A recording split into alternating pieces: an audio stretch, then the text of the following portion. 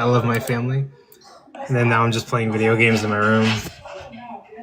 Have you read The Gnostic? I'm not a Gnostic. I'm an agnostic. But I haven't read any of those scriptures. But yeah. What are other people talking about on Christmas, by the way? Like, are there any like Christmas topics that are happening on TikTok? Or people, I guess people are, I don't know, people are talking about like, I guess whether Jesus was actually born, or maybe the mythicists are saying that Jesus wasn't born. I don't know what's being talked about on Christmas today. But yeah, I should probably grab my laptop. Typically whenever I go live on TikTok, I go live on YouTube, I go live on Twitch, and then I have my laptop open in front of me, showing me the TikTok, the YouTube and Twitch live stream. But are you guys doing okay? You guys having like a good Christmas?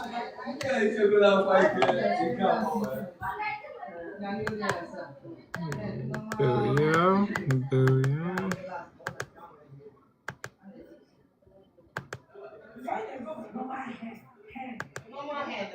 Yeah, abhorrent. No, okay, whatever. Are you guys doing okay? You guys having like a good booyah. Vince C. What's up, Fuchs? But yeah, I'm just like chilling and playing video games. It's kind of like the end of the night. So like I'm just here for anybody who like might be bored or like has nothing to do, looking for something to do. Merry Christmas, Coco, and everyone. Merry Christmas to you, Jay. But yeah, like Merry Christmas, Happy Holidays, whatever people say.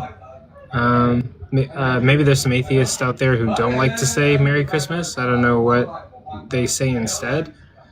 But I don't know. I just say Merry Christmas because like I used to be Roman Catholic and believe in God, but like I don't really know what else to say. There is this word that I got from somebody on Discord that I should probably say instead. I forget what it is because my memory is not the best. But yeah, I don't. If you don't believe in God, what do you say rather than like Merry Christmas? But also like it's totally okay to say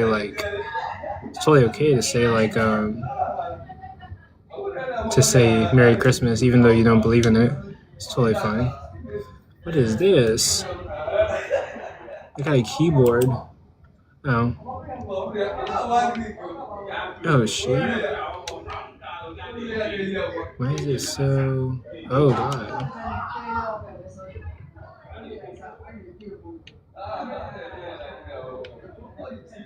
My sensitivity is crazy. Okay, that should be fine. Oh darn, I died. Fuck. What's up, Prunes? Oh, my sensitivity is like all the way up. What the fuck? What did they do to my controls?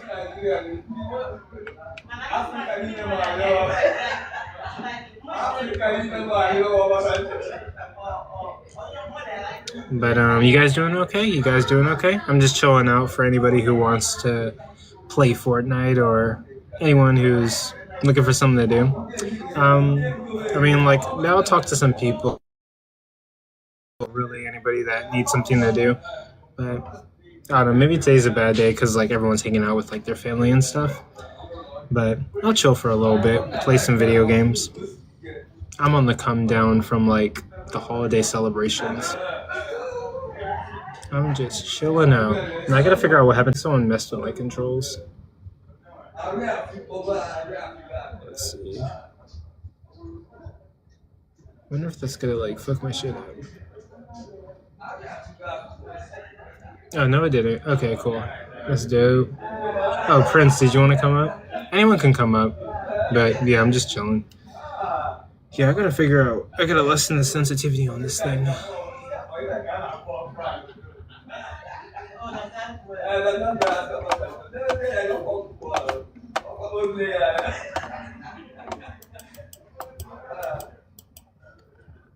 Boom, boom. You guys doing okay? Prince, Merry Christmas. If I hadn't said it already, you shouldn't. It doesn't exist. Well, like, I don't know. I'm still figuring that out. Okay, I think like the sensitivity is fine. I'm still trying to figure out whether God exists. I'm not like there yet. Shit.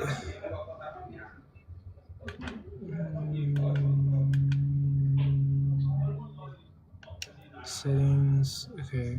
Let me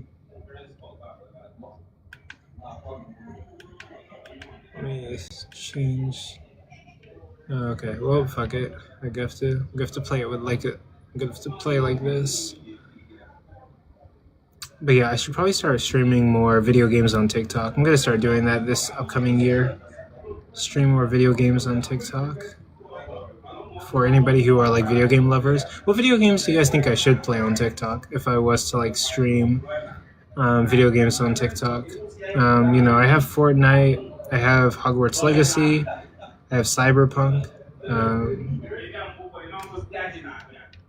There's like a lot. Okay, yeah, okay. The sensitivity is fine. Okay, there we go. There we go. My computer just needs to catch up. Wake up, computer. We're in combat mode. But guys doing okay? Guys doing okay? I think everybody's having fun tonight. Okay, so I'm just playing video games and I'm here for anybody who needs me to be here. But yep.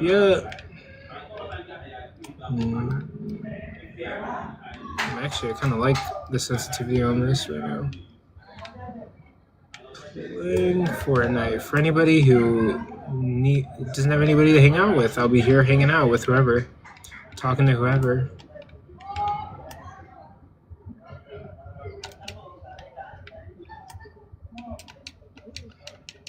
Let's see. Does anyone here play Fortnite? Booyah. Is Fortnite like a kid's game or like, I don't know. I mean, like me and some of my friends play Fortnite. Oh, there we go. I don't know if anyone thinks it's like a kid's game. Maybe I'm getting too old for Fortnite. I should play like other games. I should probably get Call of Duty and play that instead. Yep. But I don't know. I'm pretty good at Fortnite. Almost like goated, sorta. Wait, actually, like there are some adults that play Fortnite. Like, what's his name? Yeah, there's some adults that play this game. Just play whatever you want to play, right? Or play whatever makes you happy. Shoot. Bloody hell. Okay.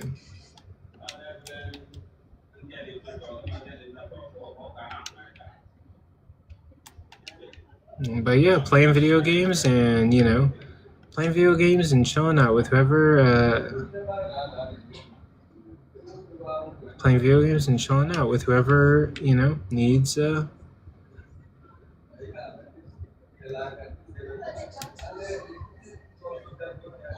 needs someone to talk to. I'll be here doing my thing.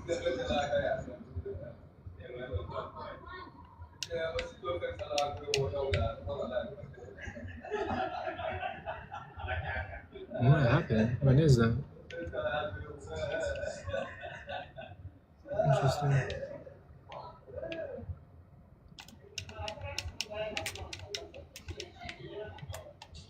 Yep. But you guys doing okay? Everyone doing all right? I'm doing okay. Just waiting for ops.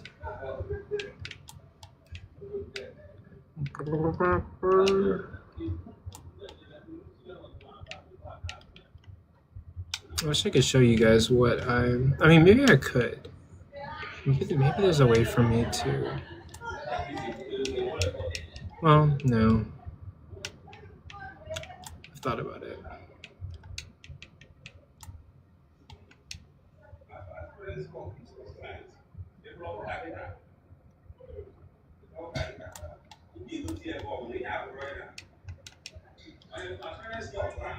Booyah. Logic Troll, what's up?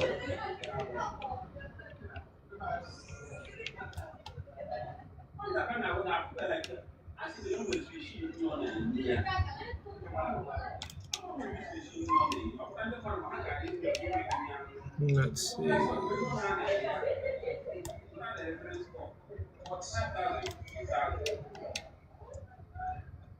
But yeah, I'm just here for Cheetahs. Yeah, shut up. Oh wow, my cousin. Yeah, I'm streaming and playing. I'm streaming and playing Fortnite. Streaming to YouTube and Twitch. So yeah, I'm bored. So I figured I'd just go live. But you shut up, cuz I'm just waiting for any ops, waiting for anybody who wants to debate me or anybody who wants to talk. I'm just here for anybody who doesn't really have anybody on the holidays. Playing video games, chilling out, cooling off for the end of the night. There we go. Miss Oh shit. Okay, I'm getting shot. Coco. What's up? Hey. I'm just playing video games and like seeing whoever shows up. Let's see. But what'd you do for Christmas? Nothing. It was amazing. I hate Literally. Christmas. I'm such a stooge. I mean, like, honestly, like, favorite thing to do is nothing. I don't mind, like, having a normal day. I'm an Ebenezer Scrooge over here, like, fuck your Christmas. Darn. Yeah, like, the Grinch or, like, Ebenezer. Yeah, the Scrooge. Yeah. But yeah, I just hung out with family and ate some food. And that's basically it. Just chilling out. But nope. Yeah, here, give me one sec. No. But I think like a lot of people are busy. I don't think I'm gonna get any ops. So I'll play video games for like 2 hours and then call it a day. Yeah. See what happens. I wonder like what everybody else is debating on like on Christmas, but I've seen some Christmas prompts like I don't know, was Jesus born or something? Some shit like that, but I don't know. I figured I'd just do what I normally do. Yo, what's up? What's up, Italian? What you got for me? Oh, yeah, nothing. Yeah? Well, yeah, feel free to hang out. We can literally talk about anything. We don't have to talk about this. Oh, it's only if you want to. Well, I honestly just wanted to come in and be like, Merry Christmas, much love to you all, and I mean, even if you don't celebrate Christmas, much love. Oh, thank you. That works. Of course. Much love, much positivity. Hope you all have a great night. You too. Thank you. Bet. I think the holidays makes like everybody a little bit like cheerful. I don't know. Real talk, and this is like for the 5 people that are in here. When you grew up in a broken home, seeing so many like advertisements for like happy families and for get-togethers with like people that like it just becomes really difficult, right? Yeah. And so that's kind of my thing. Oh. Shoot, sorry about that. No, it's what it is. Hey, Salvation. How old are you? 50. Okay, what's up? What you got for us? So you celebrate Christmas? Do I celebrate Christmas? Yeah, any of y'all. I mean, like, I celebrate it in a, like, social sense with individuals who celebrate it. I don't personally, like, I celebrate Yule, which is a very different, like, concept. Yeah, I don't celebrate it anymore either. So you have a tree, gifts, and all that, correct? No, I didn't this year. We didn't do a tree or gifts. We did, like, acts of caring. So we did acts of caring this year. So instead of doing presents, we would each do an act of service or an act of love that went out of our way. So are you telling me that y'all do... Are you a Christian? No. Oh, okay. So people just do whatever they want on today, pretty much. Yeah. Yeah, I mean, it's a That's true. holiday. It's not. So why pick this date? So why all of a sudden everybody pick one day to do all their stuff that they want to do? That's a ritual. It's because it's around the solstice, and that was when the No, majority Christ of. wasn't born. Christ wasn't born this time. So One second. I don't Yeah, get it. this is why I'm getting there, right? So, anthropologically, right? Anthropology tells us that most civilizations worshipped the churning of the seasons, right? Which means that equinoxes and solstices were extremely important. And so this transferred into almost all other beliefs. Christianity, wanting to rid, quote unquote, paganism, took the solstice time and decided to take a kind of like different feel. That's what history tells us. So you believe history? What do you mean? Do I believe history? Like there's I take history and then I see if it's just like good source. I don't know what you mean. Okay. I demolish everybody I speak to on this. You have no proof of anything that you say or reach or look upon Google. You don't know because you wasn't there. History is written by the winners, so things are not told. Did you do Thanksgiving last month, Miss? I couldn't because my No. Do you? No. Okay. Do you? I do Friendsgiving. The last 10 I do years, Friendsgiving. have you done it? Do you do Thanksgiving? I do a Friendsgiving, but yeah. So you changed the meaning of the genocide of a people, correct? Correct. I changed the name, and also it's more just because I do it with my friends. So you changed the meaning of the genocide of a whole race of people. That's why I know you're evil. Wait, are you saying that me not calling Thanksgiving, which is with your family, Friendsgiving, which is a slang term? No, you can't change. You can't put old new stuff in old bottles. You can't do that. If he knew that my best friend isn't. Look, wait, here's the thing, dude. I celebrate Friendsgiving. Shut up. My wife is. I celebrate Friendsgiving. No, you shut up. You're the one who's evil, not me. I don't have a family. I don't celebrate and so that means that I celebrate Friendsgiving. You dipshit. You can't change the name of something evil. You can't do it. You can't do it on the same day they do it. So say, hey, what was the genocide of the Native Americans called? He sees what I'm seeing, don't you, host? You can't make it. You went and did it on the same day everybody else did it. You're gonna have to calm. Let's take a breath. Let's take a breath. Okay. Hold on. You took the same day that the unaliving of a certain race of people and changed the name so you can feel better about yourself. Correct? How long was the genocide of the Native Americans happen on one day? Excuse me. How long did the genocide of the Native Americans take place? I don't know. I wasn't there. Okay. But I know it happened. I just don't think that you're smart enough to have a conversation. You're so dumb that you did a genocide of a people and then celebrated and then changed the name of it. No, I don't celebrate Thanksgiving. Friends Day. Instead of Thanksgiving, I don't celebrate Thanksgiving because it represents an entire genocide of people, or a genocide of people. Right? It's a fact. No, I'm not. Hey, what is a turkey? Okay? What does this turkey represent? So, okay, here's the thing. So you're gonna mute me? Don't do it. No, okay, yeah, no, I'm gonna mute you because here's the thing. You're not letting me. Okay. I mean, yeah, we don't need you to be here. What the fuck? You can. That's okay. You can go skitter back into the uneducated corner that you came from, right? It's fine. I'm sure it's nice and cozy in that dark space over there. Have fun.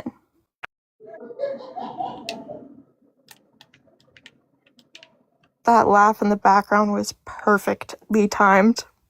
Yeah. Yeah, I have a family over. I should probably grab another soda too. But what's up, Chris? Oh shoot. Yeah, Chris is Lord, Christ is Lord. It's a play on words.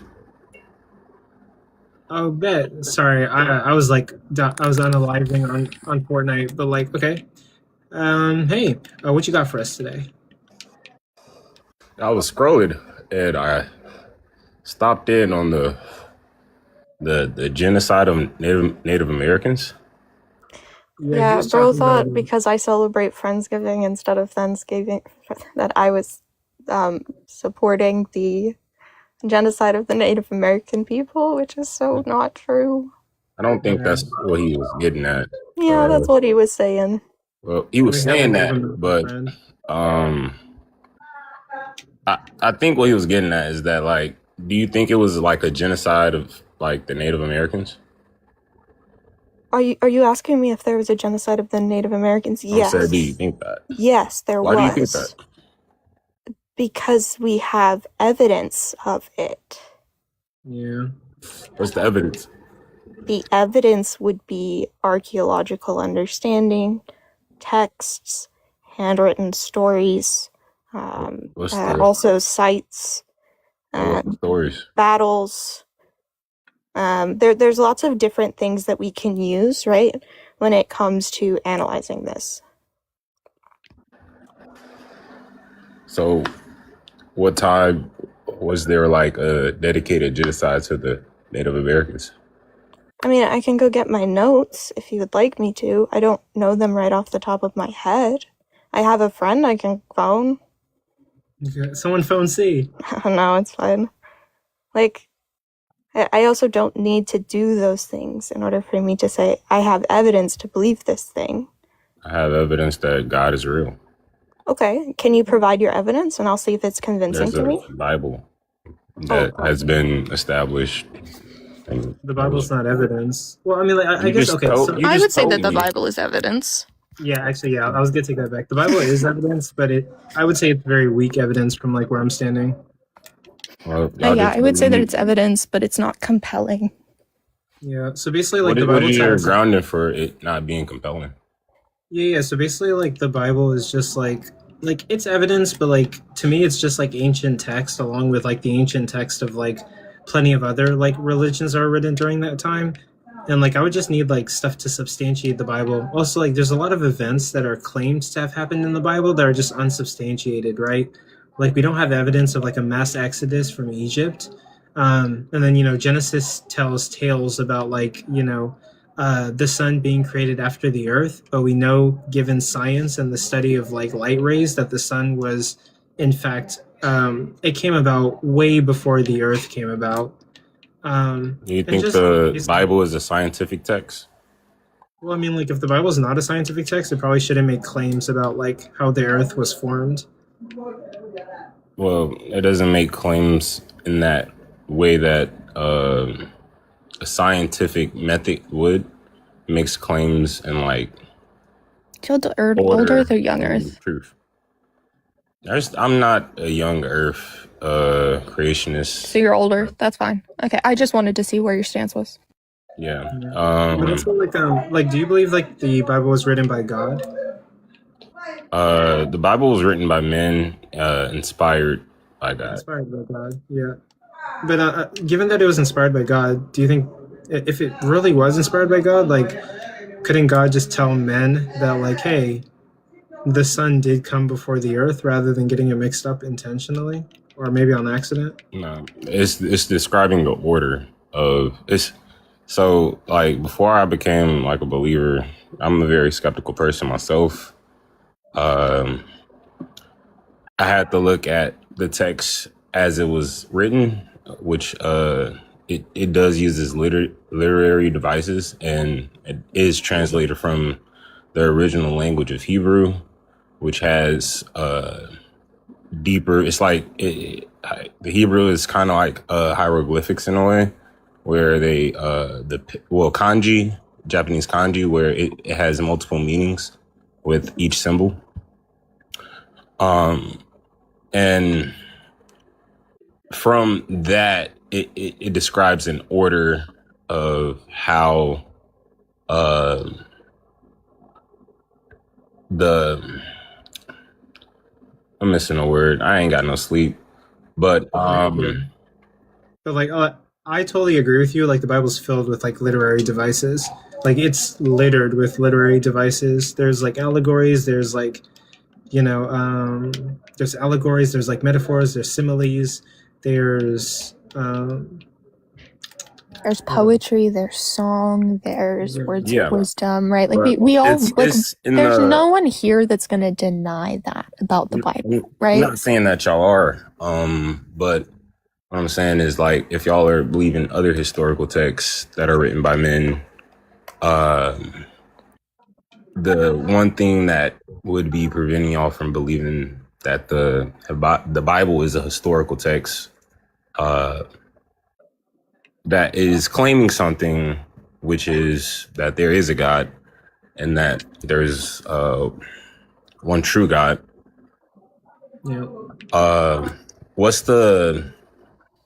What's not compelling in the text to that? Is it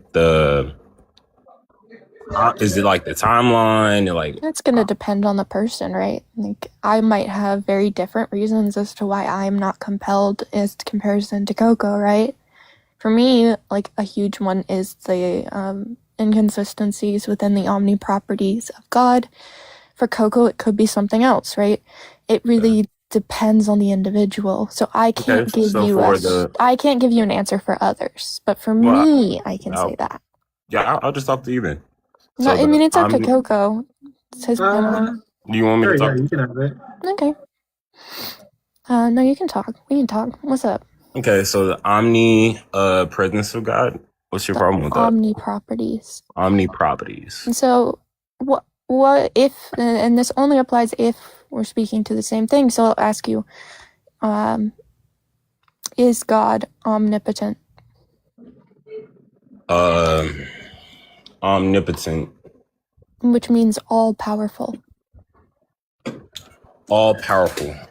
Yes, but does he have limits on this power? No, he doesn't. But he can choose to limit his power. Okay. We can talk at that's one. Omniscience or all-knowing. Yeah. Okay. Omnipresent, everywhere, all at once. Yep. Omnibenevolent. Yes. Okay. There are lots of different contradictions we could do here if we throw in certain other things. Do you believe in the concept of free will? Yep. Okay. So here we're going to have some issues, right? If an all-loving, all-good, all-benevolent God exists, reality should reflect that. Would you not agree? For humans, no. Okay. Why? What makes you say that? Because he gave us the gift of free will. And okay. What does free will have to do free with will to exist, and not be like programmed robot slaves, just like you came to the reasoning that there isn't compelling evidence for the Bible. It's the same reasoning that anybody would have to come to make a conclusion on anything. And that's why when people choose to do evil, when people choose to do good, it's a personal choice. It's not. I just don't grant free will. I don't grant you the idea of choice. It doesn't exist. Under my worldview? Under my worldview, it doesn't. Under your worldview, it posits more concerns, right? If there's an omnipotent and omniscient God, then one who knew that he would be creating suffering, how can an all-being God know that it's going to create suffering and that be a good thing? Well, how can an all-good God create suffering? Yes, he does. He didn't create suffering. We create suffering. Isaiah would disagree with you. Okay. But he says he will curse the ground for our good. Now, so is a curse good? Have a interpretation that, like, oh man, that sucks. But what does omni mean? Doesn't it not mean all? All right, he can be like good. Would that mean that every and all aspects of his being would be perfectly, utterly, wonderfully good, kind, loving, and caring? Yeah, but the story of the Bible is a story of fallen people, of a world where we chose to disobey that God and be departed from Eden. And the cost of free will is suffering. In order to understand the gift of life, um, if everything was just given to you on a silver platter, you'd be nothing more than like a, I don't know. Okay. I don't think you fully. Let me see if I can like put this a different way, because I'm not talking about. Okay, let's talk about the things you do. Does God know every action you're going to make? Most likely, yeah. Most likely, or yes. Those are two different things. Yes. Yes, he can. So he knows every action that you're going to make. Mm-hmm. Does prayer work? Yeah, of course. Okay. If you are always going to have the same outcome, right? Because God always knows what's going to happen. What's the point of prayer? It's Not going to renewing actually of the change mind. that outcome, right? Because God already knows exactly what you're going to do. So it's not going to change that outcome. The reason why people pray, and the reason, like, when Jesus said this is how you should pray, he emphasizes that thanksgiving and asking for his will, not our own, because we can have evil desires. Okay, I mean, I guess I'm fine with that, but then as long as you're only playing in subjugation, right? Like, as long as you're never Everybody's praying. playing in subjugation to something. I mean, that's, Some people trust the government. It depends on how you define subjugation. I might actually grant you that. Yeah. But that's a different conversation, right? And it would be in a different context, because in a way, I understand what you're like trying to say, but like that's the line is like we're all going to be slaves to something in this life. What if I say you're a slave to your will, and I can prove it? I don't think that's true. Especially, well, you could say that pre-Jesus, but with Jesus, the reason why he comes and brings a new covenant. It's a hot summer day. You walk into an ice cream shop. You see that there's chocolate, vanilla, and strawberry. Which one do you pick? The one I like most was. That's the best answer I've ever heard. The one you like most. Why? I don't know. I probably grew up liking strawberry more. I don't know. Yeah, like it's just kind of like baked into you. Is that free? I mean, yeah, I could choose not to have Could you immediately want to like coffee flavored ice cream? I can reason that, if I eat this ice cream, it's going to hurt my stomach because I'm lactose intolerant, over it being good to the taste palate. Sure. Why would you do that? Would it be because you want that more? No, it's reasoning. It's like because you want that more, right? You would want the feeling of not being in pain more than the taste of ice cream, correct? That would outweigh the other want. It depends. Like, what do you mean it depends? You can't say, because I still eat ice cream even though I'm lactose intolerant. But yeah, sure. But in those moments, like let's say you chose, you're like, I don't really want ice cream, so I'm going to get the gelato over here. Or let's say I'm going to get the sorbet over here that doesn't have any milk in it, right? That's still a want, right? You still want the sorbet over the ice cream because of a reason. Do you think wanting certain things, as an individual, is a denial of free will? Well, I'm getting there, but I want you to answer these honestly, genuinely how you think, right? Is that a higher want? Do you want? So here's a great example. Do you exercise? Do you like to exercise? Do anything like that? Yeah. Okay.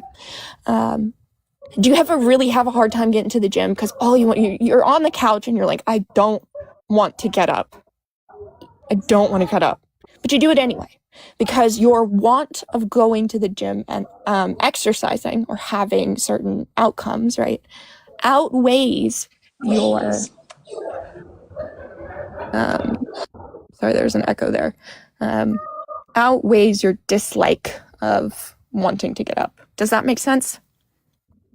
It does in the way that you're saying it, but I think what's missing is reasoning the outcomes, right? No, I hold to that. I hold that's called deliberation in my worldview. Yeah, so when you reason the outcomes, you have the choice to be like, yeah, I could, work out and do like good for my body, but it sucks because I don't like want my muscles to be sore, things like that. But also what? Okay, well, why would I pick one over the other? I'm on the couch. Why would I pick one over the other? So that would like boil down to how you your worldview, your framework of how you even smaller, right? I'm on that couch. What's gonna get me up and what's gonna keep me down? So it's the order of hierarchy, hierarchy of like necessities in your life. The hierarchy of wants, your hierarchies of wants and needs. Yeah, so it's like it's dependent on each individual too. Perfect. Yeah. Can you choose your wants?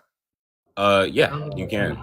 Okay. What do you mean you can choose your wants? How do you choose a want? So let's say I want chocolate. Can I just want strawberry instead of chocolate? It would depend on that's like a really preferential. It doesn't have anything to do with good or bad. Yeah, it's because we're just talking about hierarchy of wants. We're not talking about anything objective. No, but it would like that would be I would think menial to like the overall. Yeah, I could want to walk around the block, But so yeah, what I'm trying to get at, the larger picture here, is that we can't choose our hierarchy of wants. So basically, if we were to go up and up and up, or down and down and down into my mind of like, okay, why do I want to do this? Well, why do I want to do that? Eventually, we're just gonna run into I just want to do it, and I don't have a reason why. I don't think that's the I would ask, well, then let's go down the line. Why do you want strawberry? But I'm telling you, that's just no. That's just then let's play the experiment, man. Let's go down the line. If you can, if we let's say, is it good for 20 me? 20 questions, and you win. You win. But this is I just think it's kind of pointless. But if you can delineate from just like asking me what type of ice cream I want versus would I want to feed starving children? Yeah, of course. But why would I want that? Well, I think it would be a good reflection of good in the world if people can be charitable. Okay, well, why do you want that?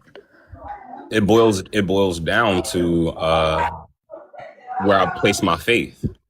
Is it worth even doing good? No, that wasn't the question. I said, why do you want that? Because I think it's worth doing good. Why is that? Why do you want to do good? Because like from my standpoint, from my worldview, it's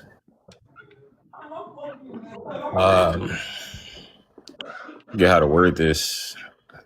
I'm sorry, I am sleep deprived. So no, you're totally fine. You are so chillin'. I'm actually really nice. I just am autistic and sound mean sometimes. No, I don't. I didn't even pick that up from you. I think you're asking genuine questions. It would come from my standpoint that I believe that good is worth doing because there is a higher power that binds us all. And by being charitable to starving children, I am placing myself in their position and being a reflection of what I believe to be good. So why do you want to be a reflection of your religion? Because I actually think it does the most good in the world. Okay, why do you think it does the most good? Well, it has or why no my thing. Why do you want to do the most good? because it's written in my heart. And in a way that like it doesn't take away from my personality, but it adds to my personality. It's written in your heart. Could you change it? Could you change that about yourself? Could you just immediately want the suffering of others? No. Could you immediately change your inherent desire for the goodness of others, right? I believe you when you say you genuinely love and care about others. Can you just immediately flip that off? There was a time where I didn't. Like, I was pretty selfish. I actually changed. Sure, you can change over time. I grant that. I'm saying right now, can you immediately change your want or will? Could you immediately be like, I want to destroy everyone on the earth? Could you do that right now? I'd have to reason to that, but no, I couldn't. Yeah, it's almost because it's based on all of our knowledge beforehand, and I think that I just think you're fundamentally a good person. I don't think that. I think that came from me. But you can't change it. If you can't change it, are you bound by it? But it's a change of perspective. Like, do you think you can't change your mind on topics? No, I definitely think you can. I just think you have to want to change your mind on that topic. You have to want to change, if that makes sense.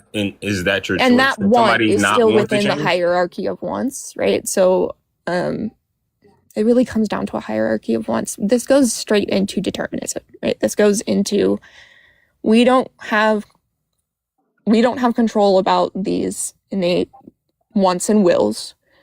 How can we have a choice from that is free? Okay, now we have limited choice, right? Then we can go further into, okay, well, can we control a lot of the physical things or the stimuli around us? And it finds out in physics that we don't. So free will has never been a good argument for me personally. Would I be able to pose a small conundrum to Christus Lord? Go ahead. Go for it. So you were talking about free will and God's plan. So let's say there is a timeline, right? This is God's plan. Jesus is crucified, eventually you're born, and then at something pivotal happens. Are you able to take an action that diverts from God's plan? Or do you always take an action that follows God's plan? You can delineate yourself from God's essence, but God's plan is omnipresent, but we will never understand it. But if you can't go and make a decision that stems and branches off of God's plan and fails to fulfill his plan, then there is only one timeline and all of existence is set in stone. The reason that you can't go timeline against and God's is plan because God knows everything. His plan includes Prince, every single don't decision interrupt. that you would Don't make. interrupt. He's straw manning. I'm not going to allow ignorance. this isn't a straw man. I'm just explaining a scenario, right? Like either there is the plan and everyone follows the plan, or people can divert from the plan and make sure the plan doesn't follow through. Okay, you can say that, but can you tell what's going to happen tomorrow? Well, that's not part of the thing. That's a non sequitur. We're just saying that, that's a non sequitur. I can't tell what's happening tomorrow, but that doesn't mean God can't. If God can tell the whole timeline exists in stone. He decides what you do in the beginning, at the end, and everything in between. Even if that's the case, I don't see what the problem is with that. Well, the idea is that you would have no free will, right? No, that's not the case. So I don't know what's going to happen tomorrow. I would ask this question.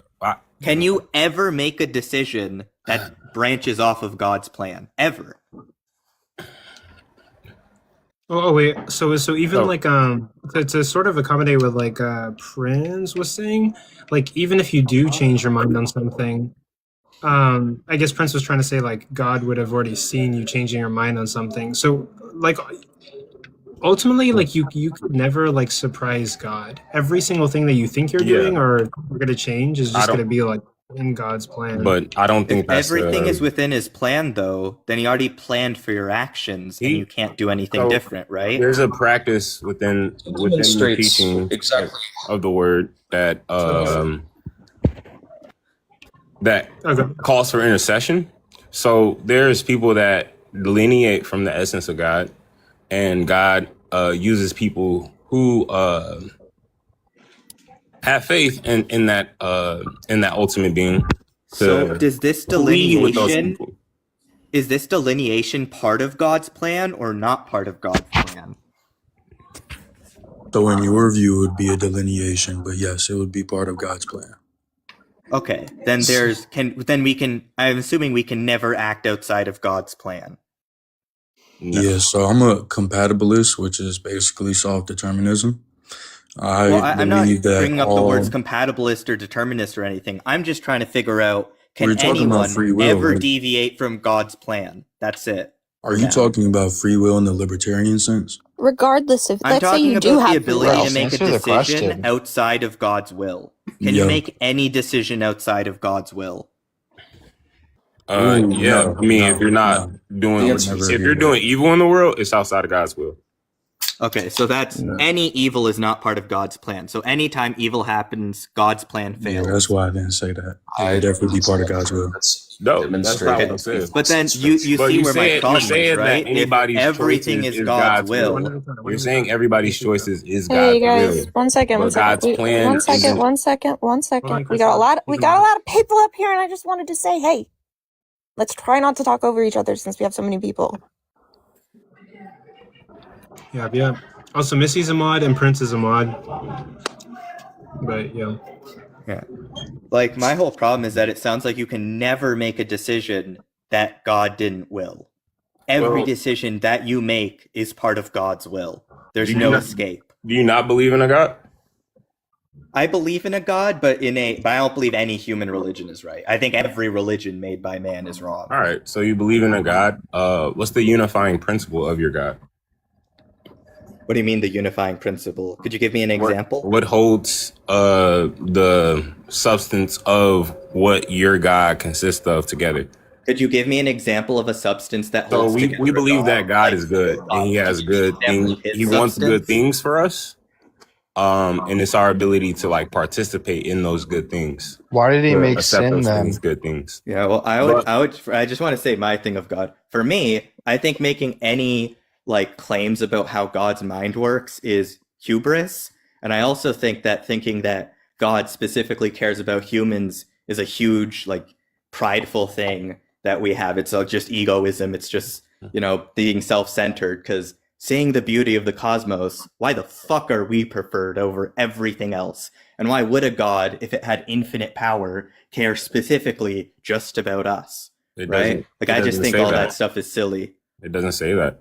It says that He loves us. It says we were made in His image, which is preposterous. Yeah. Well, Like, okay, why would he so, even love us? that's Why would he have any preposterous. He emotion didn't say about that. us? So Right? really quick, let me grab some questions real quick. Ben, ask your question, and then let's see what everybody thinks about that, and then we'll get Luis's question. I was just trying to get a chance to speak. If we're talking about specifically the God of the Bible, it's demonstrated that He can basically flex that ability.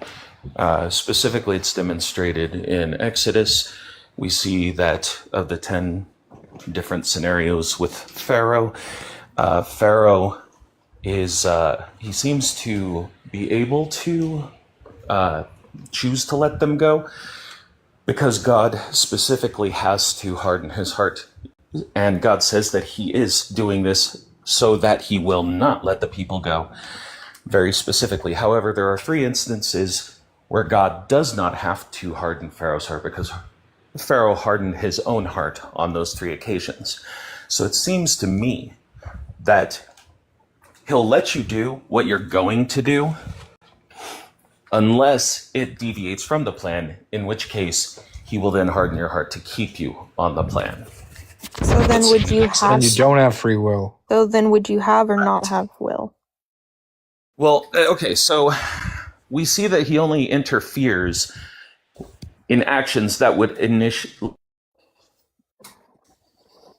completely deviate from the plan. I don't know, the individual scope of it, like if He makes us scratch our butt, or if it's just major plot points like so-and-so unalive so-and-so. But the God of the Bible does seem to be able to say, no, you don't get to choose this time. You're going to do what I've decided you're going to do. So then why don't we all believe in him?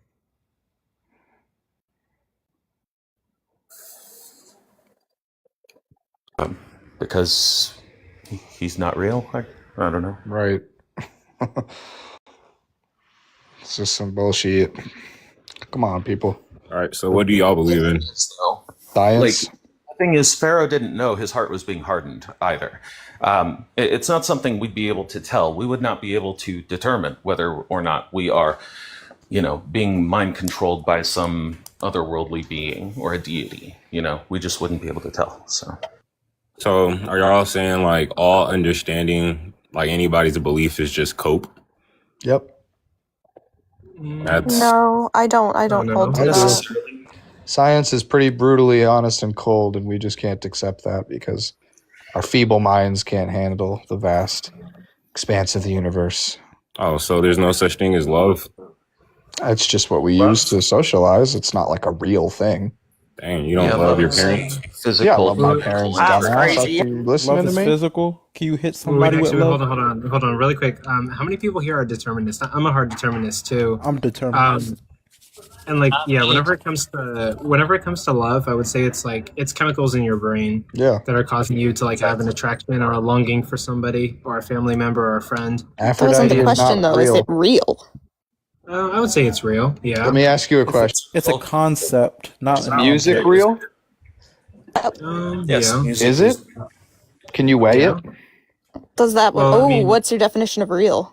Yeah, that brings in the question: what's your definition of real? Well, it's metaphysical, right? Music is the result of resonance from individual actions occurring over time. There's actually Not no necessarily. there's no physicality to music. Drums don't play Yeah, music on sound their own. waves, like Wait, sound sound waves. waves? So there's- Isn't sound waves? Just a sound wave, though. So there's no beauty in music? If your ears weren't there, would there be music? If your brain wasn't there to interpret the sound waves, would there be music? Yeah. Yeah, there would still be sound But then waves. why don't animals dance? You ever seen an animal Animals dance? do dance. Animals Oh, dance. come all on, the time. guys. Seriously. Music does still No, occur. seriously. People I think train you're a animals bit to dance. confused, Dio. People train animals to dance, right? No. They can dance. Animals dance in nature.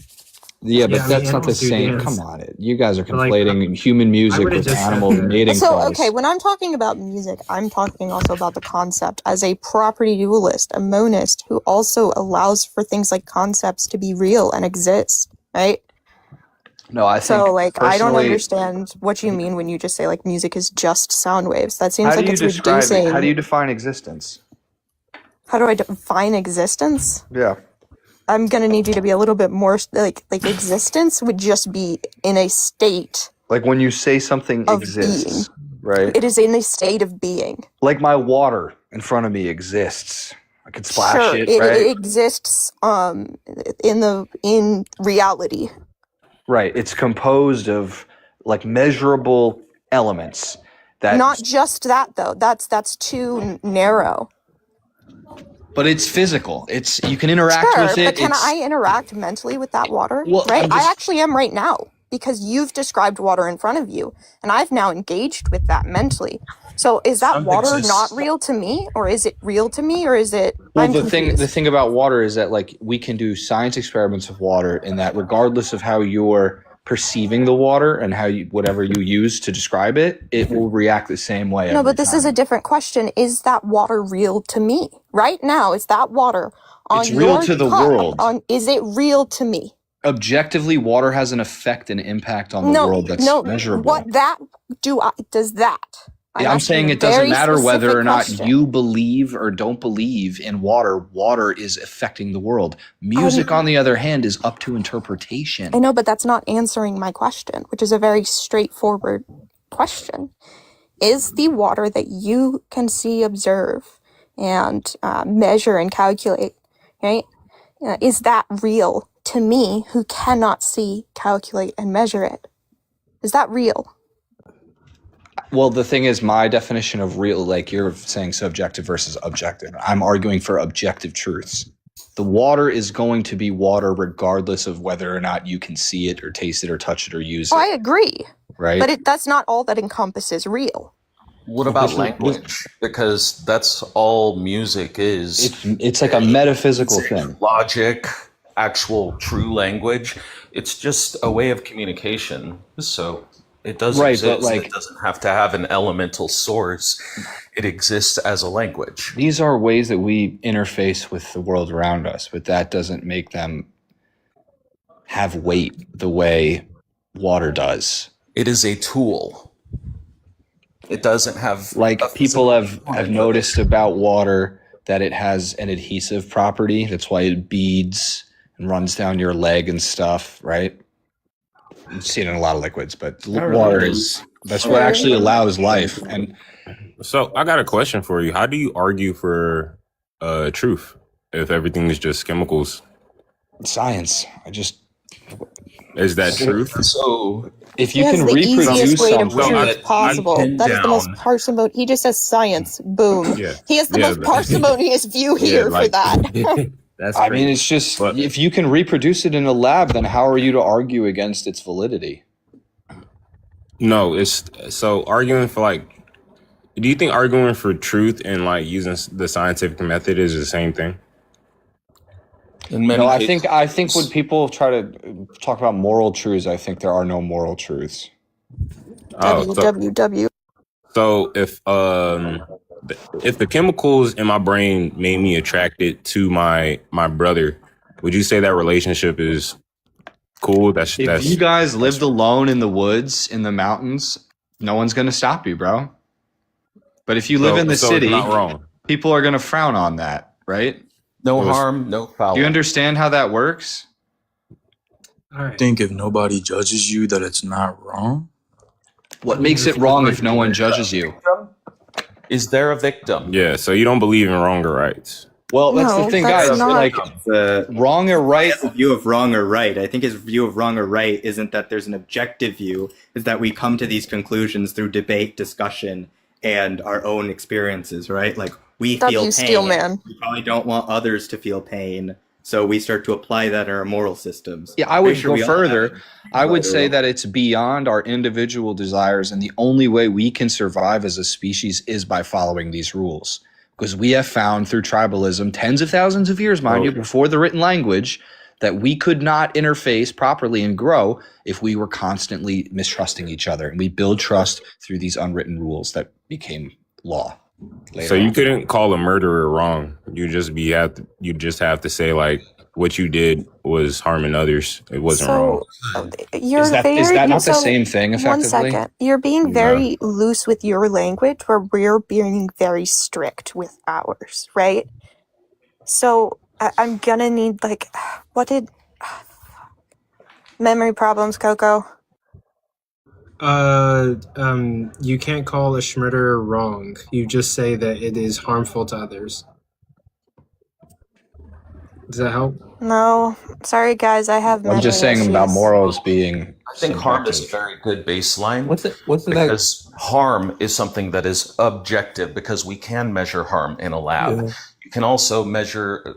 You can measure harm in a lab. Excuse me. Yeah. Yes, you can. You can measure the length of a cut, the width of a bruise. You can even measure psychological damage. Wait, so is there like If somebody likes a to cut metric themselves. unit or You something that can they measure study- pain with? Excuse What's me. Yeah. like scale when the doctor says scale of 1 to 10? What units is he talking about? There are different ways to measure pain. That's not what I'm referring to. Are there any units that you can name? Like, there's ohms and watts and hertz. Like, how about it hurts? I'm not I got 10 talking about. hertz. I'm 10 not talking ouchies? about electricity. Are we talking Like, about there are ways ouchies? How many that you ouchies can is it? measure- One second. Is How there a much, reason we're how much acting like reading on third phenomenology have you done, Dio? How much reading on phenomenology? None. Okay, I would highly, highly recommend. Diogenes doesn't listen to the words of other men. Oh gosh. Okay. It's basically the seemings of life. That's like the easiest, simplest way I can. do What? it. The seemings? How does the seemings of life affect your actions, behaviors, perceptions? What is your individual qualia? Well, how does that affect everything? Like how I interface with the world? Yes. Right. Like these are morals. No. Just everything about that, right? How you see color, how you take in light, how you think about things, what like the purple your I see a might not be priori the is. purple you see. Is that what you're saying? That is an aspect of But we phenomenology. both call Yes, it purple. I mean, that I don't is know. a aspect of I phenomenology. kind of reject Yes. that. I reject that part of it. I mean, okay. Here's the thing. I'm talking about the entire field of phenomenology. Well, I'm not familiar with that. Highly recommended. It's a phenomenal field. No pun intended. Phenomenal. I'm so funny. It does sound like Phenomena. some mysticism, right? It's not. It's not. It's a very widely held, understood thing, right? Everyone has some kind of phenomenology, just like they do epistemology. They just might not know if they have it or not, right? You know what We all have these words? It sounds like muddying the water. No, I'm sorry. Okay. Deep. Basically, Not what to I'm be saying is insulting. we It are sounds like all you're making it up. okay. Just like there is, just like we said, there's science, right? There also has to be some way of understanding the internal qualia, even if we don't have a very hard and fast way of measuring it. There has to be some sorts of logical ways of thinking about these Neurobiology? things. Neurobiology, but you can also go further than that, right? And it's looking into the logic behind. I mean, people can argue that determinism seeps into phenomenology when it comes to the illusion of truth, right? Phenomenology is in all parts of philosophy, and it's really interesting to study how we take in the data and how that affects not just the data that we output, but how we receive the data that's input. Like, how do you know that those measurements are right? You have to use your seemings. So you got to start with your seemings. My understanding of truth, right? In the way that you're talking about measurements, as our devices of science become more attuned and finer in their ability to pick up detail, smaller scales, we have to develop ways to rationalize what we're seeing. And now we're at the point where we're seeing things that we have to write math to rationalize because we just can't visually rationalize the things we're seeing. You see what I'm saying? And Sure. quantum physics has opened up a question about, what is our impact on the world around us? I mean, I won't deny you there. I keep up with that quite. But that kind of ties into the Greek sort But of. it also ties into phenomenology. I'm confused how the quantum mechanics is any different from the rest of classical physics when it comes to we could talk The about observer effect. the observer effect. Yeah, that's the first one to go through, like wave function collapse, Entanglement. right? Once you get to wave Prediction. function collapse, that's where you get to indeterminism, and I don't want to go there. How about entanglement? That is there is the Copenhagen interpretation, but I think it's what are we specifically bringing up when it comes to quantum mechanics and phenomenology? Well, it's like it goes back to morals. Like if you frame your world a certain kind of way, you're going to expect there'll be outcomes because of that. And now, is that a result of our interfacing with the world, or are we actually having an impact on the world around us? It's kind of hard to explain. Well, the observer effect is not specifically talking about someone looking. It's any addition or subtraction of energy from a system at any point in time will cause it to collapse. So it doesn't have to be a human. It could be just another thing giving energy. Well, it's not someone staring at it, right? It's they're using detectors to check for Once it's photons. measured, it's out of superposition. Yeah. Right. The measurement, quote, collapses the wave function. Correct. Whether there's a real collapse or it's some entanglement bullshit, who cares? For the simplicity, there's the Copenhagen interpretation, which is the wave function collapses and the other, quote, modes that the field is in are set to zero. But this is kind of where my basis of saying music isn't real ties back in. Right? How are you defining real? Because if a tree falls in the wood and there's not a person or a life form there, is there any sound made, or is it just waves through air? What's the difference? There is. There is sound, even if there is not something there to interpret it, because matter does have it interacts with. I'm asking: is sound the thing you hear in your head, or is it the pulse through the air? I would say there's two things. The sound is the pulse through the air. I would say there's sound, as in the compression and rarefaction of air, which probably happen, which I assume happens. Probably happen, which I assume happens, and then there's the sound we perceive. I think we use these in two different ways. I wish there was like a version of like color versus wavelength for sound. I feel like, but they're both called sound. Well, sound wave and say, well, sound. It's called music theory. It's called music actual theory. listening doesn't. Well, music theory is Wait, kind of what? different. But I get what you mean. You just said that music theory explains, for the example that Dream gave, colors and the wavelengths that they emit. Well, no. I think the idea was that we're equivocating. I know what I'm talking about. I just want to between. No, I get what you're talking about too. But like, I feel like we're equivocating to some degree between like real sound, as in like the compressions and rarefactions, versus like the perceived notes. Right, but that's what. But hear. this is the problem, right? How would we know phenomenology otherwise? Right. This is phenomenology, right? Is that tree falls sound? in the woods. No, I'm saying no. Okay, why? Because we hear it in our head. Our head is producing it. What we interpret our it. head is interpreting it, So or producing think about it? it. Let me imagine your brain is like a transponder or a receiver, right? And the sound you hear is the signal being received. It's an interpretation of a signal. It's not the signal itself, right? Like there's static on the radio.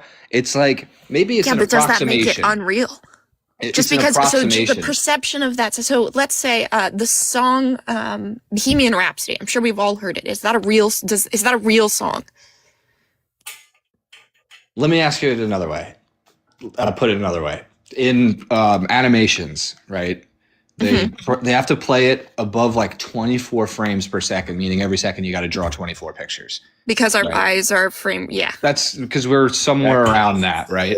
So why do we like higher frame rates? Higher frame rates. Why do we keep pushing higher frame rates? Well, actually, the 24. It's because we can see quite more than what. Yeah, the 24 frame rate was decided as like a cinematic thing because people. No, were but like we the most cinematic frame rate. You can go higher frame rates. Your brain can process it. I mean, that's why I have a 144 hertz monitor, man. Like, it's smoother. Yeah. Like, it feels better. I can tell the difference. You know what difference. You know what like is happening, right? Like in slow motion, like there's light flashing. Yeah. So technically, we're not actually perceiving what's really happening. Like physically, what's going on? Perceiving like image this after is between real and exist, like an item existing. What I'm saying is real. From our perspective, right, with the tools we have in our mind, our senses, and the rate at which we experience time, because of the size of ourselves, right? If we were flies, time would move at a different speed for us, or we'd perceive it. Pretty sure time is already perceived at different rates by the brain, and it is like the way that events are calculated and their distance. But if you ever try to kill a fly, right, and you move fast, it sees you, it gets away. But if you move really slow, it doesn't know you're moving. It can't tell. Well, it's not because it doesn't see you. It's because it just thinks like, oh, well, you're a slow moving object. You're not an enemy. It's because it perceives time at a slower rate than us.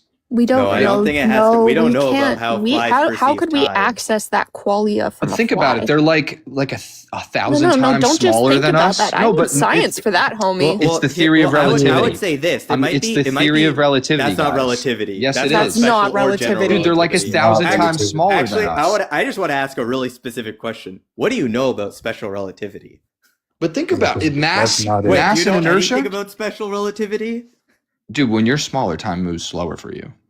No, not when you're smaller. When you have less mass. Right, and these flies. Sorry, if you have more mass, time moves slower for you. If you have less mass, time actually moves faster. So, if anything, based on general relativity, the fly would have a faster rate of time. Have you ever watched a fly move around? Have you ever watched a fly move around? I'm just talking about base physics. You brought up relativity. So I'm bringing up general, and we were going to do special, but we're basically relativity. So I'm bringing up general, and we were going to do special, but we're just skipping to general now. You are getting basically nothing in terms of like distortion of time and space. It's basically nothing. the idea is like, well, are they processing something slower because they're smaller? And I think that's strange to say because we have processors that are just smaller, but they run at the same speeds. So why would the size? But don't they have internal clocks? Well, hold on. They have internal clocks. So 1 second, Like I'm really going to cut in here, Dio. I'm going to cut in here because I'm going to cut in here because this is an aspect of phenomenology. What you are talking about is different. What you're talking about is a psychological effect, right? The longer we're on Earth, the shorter time seems, right? This is going, what? The longer we're on Earth, understand this. That's a psychological, phenomenological thing, not so much scientific. Also, we have no clue how the fuck a fly thinks. Yeah, we have no way of knowing that. I just think of it like in terms of like when I say time, like it's not like time is literally moving differently for them. It's that the way that they're tuned to operate in this world is an experience that is for them being processed quicker than literal phenomena. Their phenomena is different than our phenomena, and so they behave differently. Yeah, like I think like it's just the problem is that like fly brains and human brains have a fuck ton of differences that make me even question if flies have memories the same way humans do. No, right? not memories. Like ants have, like tiny ants, they are basically like mechanistic fucking like automatons. Now the big ants are different. Yeah. Like they don't think, they just do.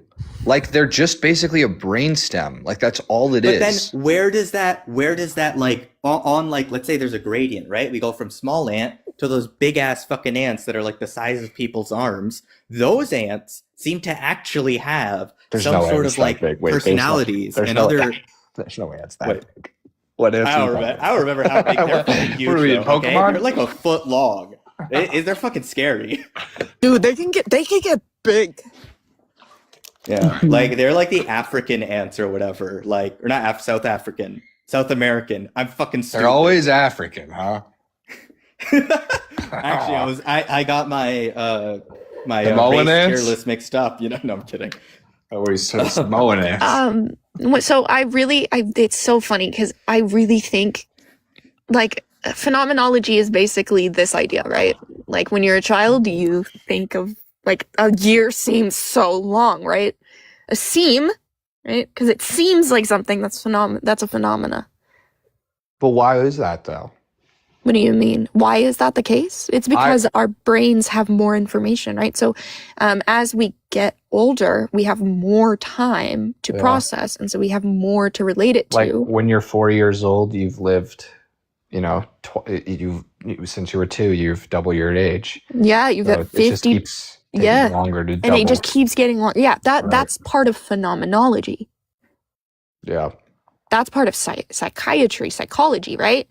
So when you're phenomenology and psychology play very, very well together, which is one of the reasons I love it. But I think that I'm trying to think I just like recommend it, right? Like it's also just really cool. Like you've also brought it up in almost every single one of the things you've talked about. I think you'd like it. I think the last thing, to finish what I was saying, really quick, the truth is only found in pieces, and the whole thing can never be totally figured out because every new discovery begs 10 more questions. And is the truth static, or is the truth static? What we know is static, but it doesn't mean it can't be added upon. So if it can be added upon, is it static? It's foundational. It's foundational, but is it static? I mean, as far as we know, yeah. As far as we know, it's static. Well, I would ask a question here, which is, do you think when we're, let's say, using the scientific method or some other method, do you think we're actually finding truth, or that we're approximating truth? And it just so happens. Oh, okay. I was curious about that. But it's just like, it's better than Spaghetti Man says don't better than nothing. Yeah, Spaghetti Man said don't do that, and that's why don't ask. I hate that. You know, whenever you ask your parents why, and they're like, "'Cause," Ooh, I that would say pissed be me off. Your careful parents let you because a ask lot of people why? make the same dogmatic claims about certain scientific things. Like there are epistemological gaps that sometimes you have to like bite a bullet for, right? Like you can never actually be sure there's an external world, but it's one of those pragmatic assumptions. Or Well, you said people it make claims earlier. about like, sorry? You said it earlier when you were talking about God. You were kind of describing the Gnostic tradition, like in the thought that the world we live in and the God that people worship is not the real God, because God wouldn't have you do that, because God is indifferent to his creation, because God is not a human being who has pride or ego. True. You know, this is a human phenomenon, and God is kind of like hands off. He just does his thing. You know, Or maybe he isn't hands off. I don't fucking know. He could be doing whatever. I mean, from and my whole thing is experience, just, that mind is completely alien to me, right? I'm just like saying, it's fucking God. well, it's not like, it's like, I don't know, man. Like, what is chi, right? Is it not just the bioelectricity running through you? Maybe That let's was like add some of the other people up onto Yeah, the sorry. No, you guys are fine. I just figured this would be He a good would be place. under the definition of woo. Huh, Prince? Yeah, He is just woo. He has chi. Like I know there's certain things like they were like, oh, there's certain places that are special, and it'll be like, yeah, these are places where if someone punches you, it hurts like a bitch. Like people will be like, oh, your solar plexus, and I'm like, I do protect my solar plexus, not because I think it's some chakra bullshit, but because I've been punched in the solar plexus once, and I just fucking crumbled like paper. I mean, you do have nerves running through you, and you do have clusters of nerves that Well, line it's more up so with the solar plexus just has What's no the muscle scene around it. It's supposed to right between your rib cage and right under where the muscle is, and it's right above your abs. So if someone hits you there, there's like nothing taking the impact. You just get fucked. It's so painful. It explode. You should see it in boxing. Make somebody fall down to their feet. I mean, you do combat sports? I play Call of Duty. I did a bit. Then like COVID happened, and I was like, out. Nice. I did boxing League of for a few Legends. I years. think I win that. I mean, Modern Warfare 2 on Xbox 360. I mean, Hey, don't act like I wasn't. Pretty physical. I'm on the front lines. I mean, pretty physical. Hey, all I'm saying is I played League of Legends. Yeah, Do you know people? Actually, but the FPS time I was shooters only. punched in the solar plexus wasn't even in like a boxing thing. So I don't even fucking remember. All I remember is it hurt so much I forgot that day. Someone beeping, or is that my smoke Yeah, alarm? what is that? I heard a Is that my bird. smoke Oh, alarm? that's a bird. That's a bird. That's a bird. Do you know people have won scholarships due to League of Legends to colleges? Yeah, my husband was one of them. I have a friend Wait, that plays Dad? for Clemson. He plays Rocket Well, it League. wasn't. Yeah, Clemson is where my husband went, and he got on R6. He was they on have, their like, Clemson scholarships League for of Call of Duty? Legends team. No, he was on R6. Oh, About R6, that's based. Do they have like scholarships for Call of Duty or Clash Royale? I think they do now with like all of Bro, the. they have them for I don't know with Fort, COD Rocket anymore. League, They have one with R6. Overwatch. will they accept my Xbox 360 achievements as accolades? Nah, the way to get scholarships is like being a certain percentage on the game. Like for Rocket League, it's being I think it's GM or Sonic Legend. For R6, you have to be champ or above. I mean, I beat Halo 2 on Yeah, Legendary with all the skulls. Like, go to Harvard.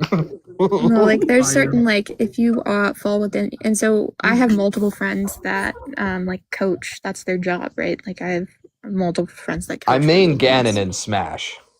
You fucking would. Like, send me to Harvard, please.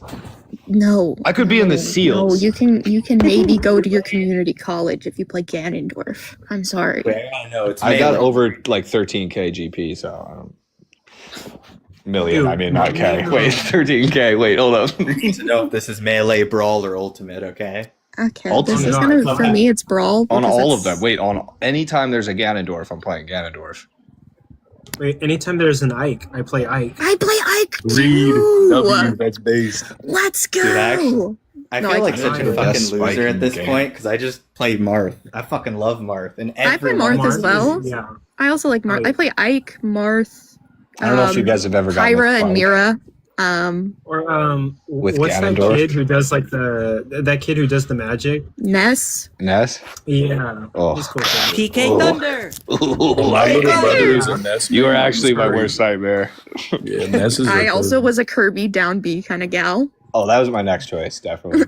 Dude, Jigglypuff. I think my top three are like Marth, Jigglypuff, and Falco. I mostly You played would Melee. play Jigglypuff. Yeah, Falco's You got would, Jigglypuff you is slimy so much- bastard. Well, no one has said Dude, Fox yet, so Sleep, that's Rest. respectable. Yo, Dude, Fox is Rest. fire. I also love Lucario personally. So based. Yo, Missy. I love Yeah, Lucario yeah. because you have to play so patient. And motherfuckers don't expect you to play patient. Yeah, like Lucario's like dope, and like Fox is awesome. Absolutely, I played Lucario too. It's really fun. Actually, Wait, are we all about to Melee just players? Oh, sorry. Oh, go ahead. Yeah, for Melee players, Psychic Marth or Perfect Fox, who wins? Marth. It's Fox. It's Fox. It's Fox. Choose to lose. If you play anyone other than Fox in a professional setting, I'm sorry. Choose to lose. Well, the argument is that like because of Marth's spacing, if he can perfectly predict Fox, he has the advantage. But then it's like, well, Fox has a 1 frame shine, so can he just like perfectly shine? If they know what they're doing, they're gonna up smash you. I still think that it's probabilistically. I mean, we could run it through a combat sim. Actually, do you know what's the funniest thing to? I think people have done that multiple times, and I don't know the I will result. grab my combat sim right now. No, I don't think I have one for Brawl or Melee. Dude, it's. Have you guys ever have you guys ever like selected like 2 characters and set them to like CPU level 9 and just like sat there and watched? Who plays bets on it in college? No, can't say I have. we used That's to. what we did used to instead play of flipping. bets, dude. Oh, sorry. We did the equivalent, but instead of Super Smash, we did it for like Marvel. So we were like, or not Marvel, I'm sorry, Madden. We would put like our favorite teams, put them on Sim, and we'd bet on who'd win. Yeah, that's how we would flip coins. I remember in high school, I would go to a friend's house, and literally instead of flipping a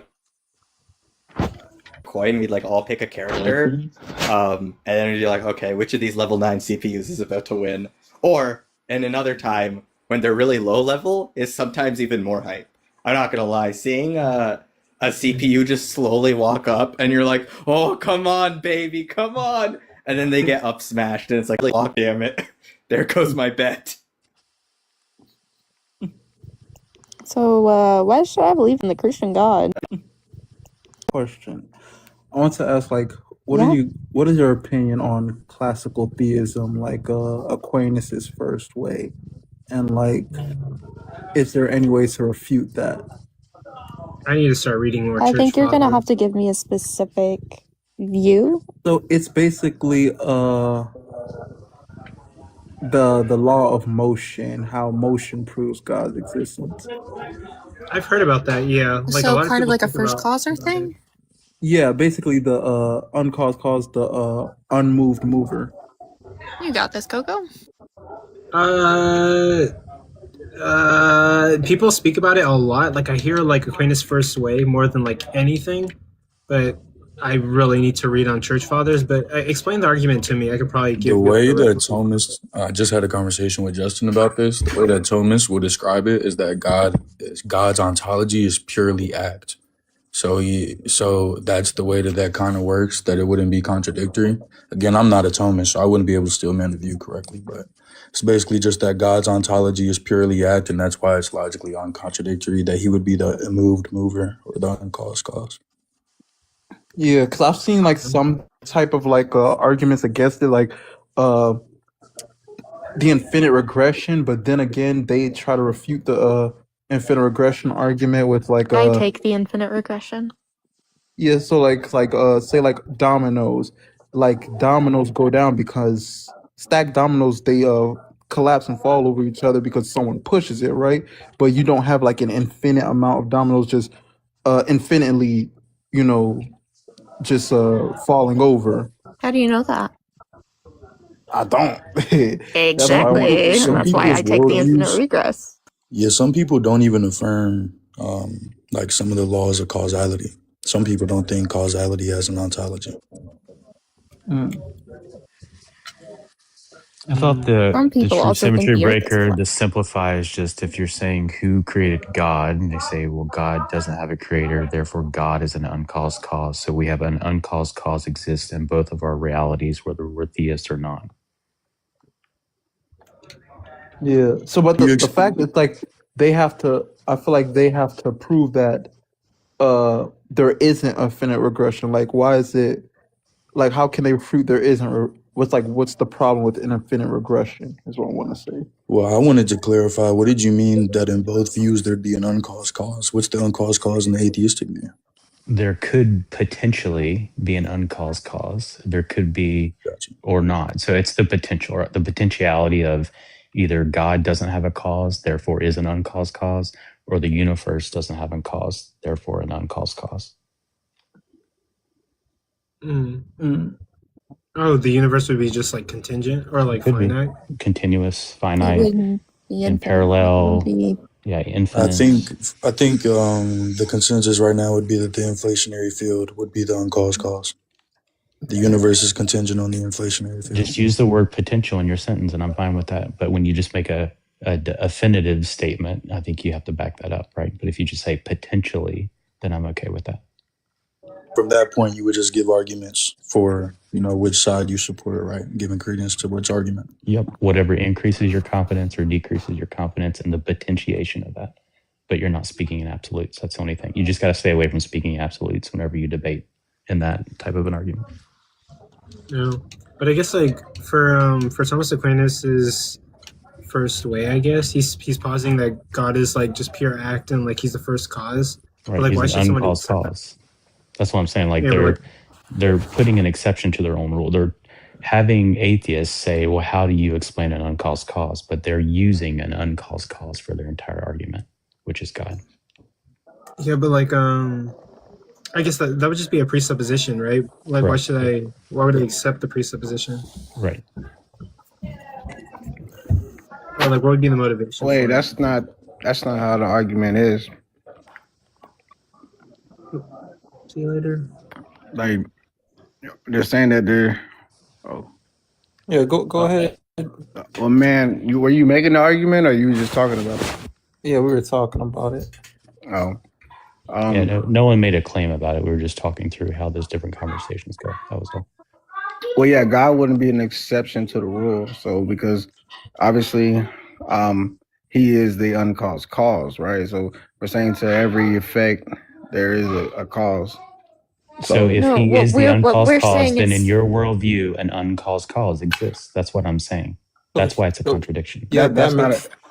How is that a contradiction? Because you just said God is an uncaused cause, and you're asking an atheist to explain how do you explain an uncaused cause. You're using an uncaused cause No, to we don't debate say against that. an uncaused cause. No, we don't. No, we say can. Yeah, we can grant that the universe may be eternal or an uncaused cause or whatever. We're I'm not fine with the saying word that's. maybe. You use maybe, potential, that's fine. It's when you make a blanket statement without that maybe or potential, that's where it becomes, okay, well, you can't use an uncaused cause to defend an uncaused cause. That's Oh, but I'm sorry, confused. nobody's doing that. Wait, hold on. Sorry, I missed it. But you were saying like the way I described Aquinas' first way wasn't accurate. No, I'm talking about what Varel was saying. Oh. Yeah. And you guys are talking about infinite regress. Yeah. There still has to be an explanation for the change, right? And there, like you guys are just saying, hey, look, there's infinite, effects. Well, who's or what caused this infinite chain? Well, what is the reason why there's a chain rather than no chain? My question would be, why does there have to be a reason to begin with? Yeah. So basically, you just trying to avoid the question, right? So that's the reason why, No, I'm getting to the root of the question. Why does there have to? You're inserting that the change occurred. So you why are you saying that it's a necessity that there's an initial change cause? Yeah. So you reject the PSR? I'm questioning, why do you have to insert that there was an initial change to begin with. Because the PSR. Okay. So do you reject do you think that sufficiently answers why we have to have an initial change? Yeah, so you're not addressing it, right? So are you rejecting the PSR or what? Put out the entire statement. What do you mean put out the entire statement? Of your argument. Start with your P1 and we'll walk through it. So he wants the premise based. I mean the premise. I mean, man, do you got the exact premises? But I know the premises are going to be. You can't ask me to reject something if you don't know what I'm rejecting. Every So put effect it out every effect has a cause. Okay, how do we know that every effect has a cause? So why do I need to accept P1 in that argument? Yeah, because it's just trivially true, right? You think an effect cannot not have a cause? Do you think there's things we observe that maybe we don't know if they did or did not have an effect? I didn't ask you. Do you think an effect? No, this is how I'm challenging your P1. What do you think an effect is?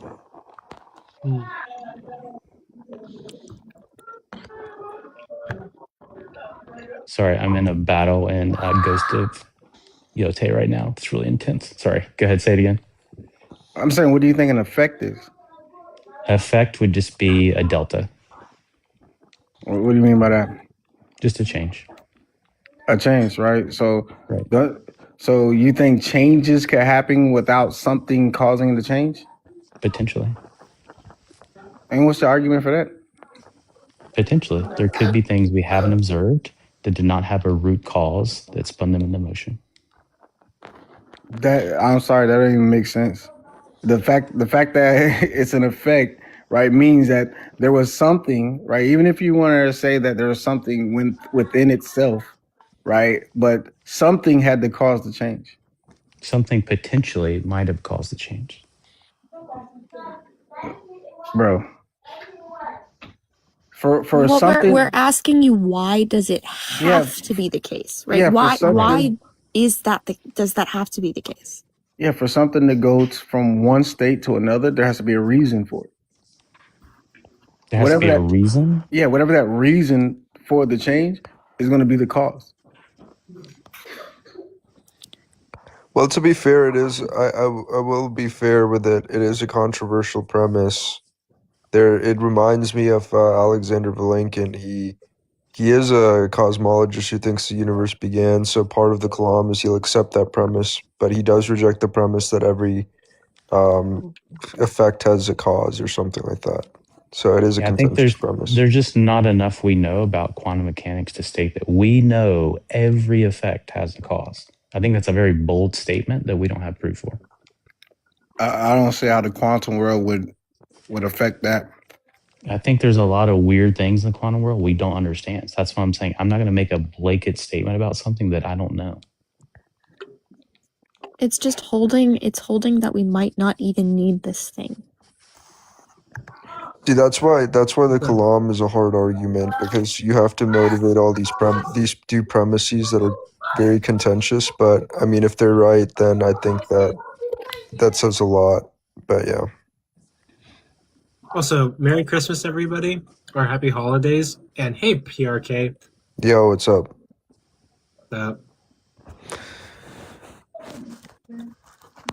PRK, why do every time your name comes up, it's people saying you're deconstructing? I don't know, man. I don't know why people think this. I mean, I do know why people think this, but I'm not deconstructing. Yeah. It depends what you mean by deconstructing. Off topic, but Pruk, what was that dude talking about earlier, bro?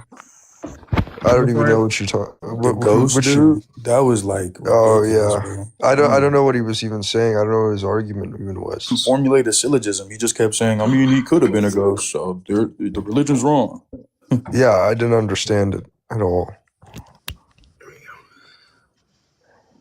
What do you think about that stuff, Valreo? So like the Kalam, let's see the Kalam. Like, what do you think about the Bible and stuff? What about the Bible? Have you looked into it at all? Looked into what?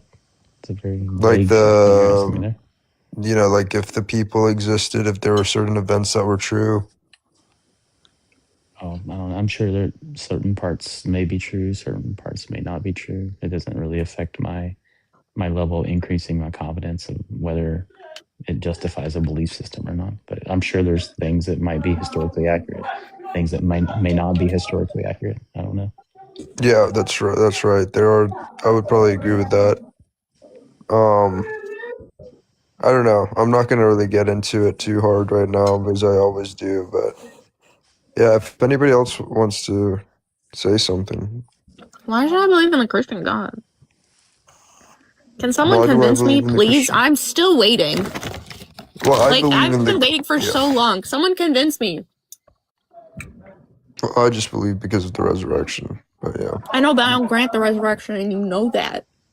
I know, Me neither. but I think that any naturalistic explanation for it is just unreasonable. Wait, Missy, you do And know that I when think two if people have given the if I accepted your precept, yes, but I don't accept your precept.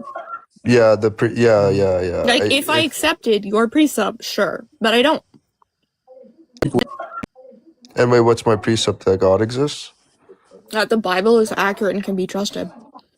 Well, some of it can Yeah. be. I'm not saying all of Sure, it I can mean, be to trusted. some degree, but not to resurrection standards. Well, it can be trusted to the level of where it can establish that people were like convinced that Jesus resurrected. I mean, it can Even if get us Jesus that did far. resurrect, that doesn't necessitate that he's God. I'm not making that argument that he is. Rick, what if Jesus comes back tomorrow, right? And then Jesus restores harmony on earth and then dies a natural life. Would you then accept that Islam is true? If Jesus comes back, what? Because that's what Islam predicts. So in Islam, Jesus is coming back, and What if Jesus is I gonna. do this right now? What if I Wait, hold on. unblock J Rob and I say Merry Christmas? Sure. Wait, hold on. Wait. We'll let the other guy finish what he was saying. But what was the other guy I'm about saying? to You were saying message something J about Rob Islam? Merry Christmas. But what were you saying? The other guy about Islam? Yeah, you were saying something about Islam. Islam is the truth, by the way. Yeah. So Islam, Jesus was taken into heaven, and is predicted that he's coming back to earth, just like in Christianity. Jesus is coming back one day, but he's going to fight, do the good deed, and then he will pass away a normal life as a human, essentially. So Bro, they Prince do is a believe he's fucking coming back. mod. Yeah. So what? Well, yeah, Forrest, we'll talk about it later. Wait, chill. Just for a Oh, I second. what can't if he like? smile off your face. What if So he my comes? Wait, question for Brooke is then, if Jesus comes back, but then he dies again, therefore Islam might be true. Would you accept Yeah. Islam as truth? Yeah. I mean, if they make a prediction like that, that's a good question. I don't know. Honestly, I'd have to see at that time. But I mean, if they're making some prediction that comes true, it's definitely compelling. Okay, just curious if you're open to that. That's all. Yeah, I'm open when the evidence presents itself. Like if there's comparable evidence for other religions to that of Christianity, to be consistent, I'd have to be compelled to believe in those things too. So then my follow-up question would be, if Jesus came back, we don't know if it truly came back or not, but he lives on earth and then he dies, but would you still be open to just atheism potentially, that maybe he never came back and he was just another man that was a false prophet that also died? Well, I'm obviously atheism is a possibility. I don't think that he's died and stayed dead, based on the testimonial evidence. Yeah, I'm just testing your grounding on if Jesus comes back, but your book isn't the right one. Oh in the yeah, story like of him coming back. if the Bible got something wrong about how he returned, I don't think that would be that big of a problem. But what if he died when he comes back and then dies, like it says in the Quran?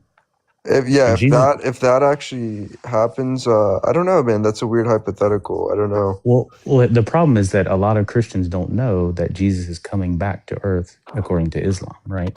If Islam is true, he's coming back to Well, a lot of earth. Christians know that. I would say They do? Yeah. A lot of the Christians I talk to, at least, I know, like J. Rob and Prince, know that. Okay, that's good. I thought you were questioning it when I brought it up. That's why I said that. No. I know that. I would just say when it comes to the testimony, I mean, who else in history, like, when does this happen? It's highly unusual. I think it's only for Jesus that all of these people said they saw him risen. Like, they're all testifying to saying the same person risen. I don't think this has ever happened anywhere else in history. And I think all the naturalistic explanations are just very unreasonable. And my priors are that a God exists. So it makes sense for me to hold to this belief. And I support you holding that Also, belief. yeah, hold on. Black Atheist. Dude, it's awesome to see you. What's up, man? Let me get my headphones right quick, bro. Like, I think that objection, where people say that any natural explanation is more probable than a supernatural one, is because they assume that a God who would intervene doesn't exist. And so I think that's where that objection comes in and is valid. But yeah. I want to ask a question to PRK. Yeah. Do you like find it maybe like a contradiction that God, who is described to be timeless, acts with inside time? So like he does like he does things in sequence. Yeah, I see what you're saying. It's like, is that like a contradiction, or is there Well, I think we also have to remember PRK holds to a lot of very like different views, so it might be important to ask. Oh, do you think PRK, you're Calvinist, right?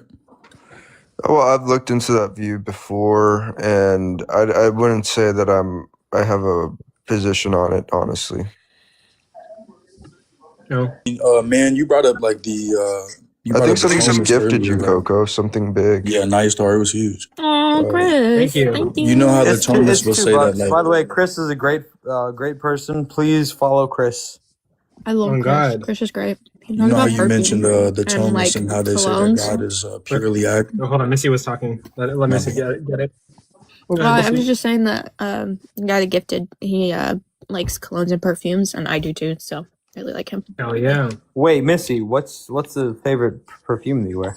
My daily is Replica by the Fireplace by Mason Margiela. That's a unisex fragrance. That's nice. It is a unisex fragrance. That's correct. That's nice. Oh, trust me, Chris and I go back and forth about fragrances. Bad. Sorry. Mason Margiela, I like that name. Missy, check out J'adore or Dior. Can't tell y'all mine. I got to keep the sauce secret. Yeah, this guy's trying to gatekeep. What is it, buddy? Is it Creed? Is it let's guess, maybe Xerjoff? Is it Axe body spray? It's Saint Laurent. I'll tell you the brand. Saint Laurent. Wait. What color is it? Black. Wait. Oh, don't don't say La Nuit. Don't say La Nuit. It is. Get the fuck out of here, buddy. All right, he can stay as a mod.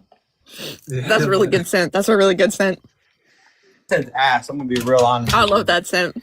Nah, let me be real honest with you. That scent is definitely ass. Oh, I should actually try it. Maybe it's fire. I don't know. Maybe you should look at your screen, Coco. Where's nose ball? Maybe you should look at your screen, Coco. Oh, what's that? That's YSL La Nuit, bro. No.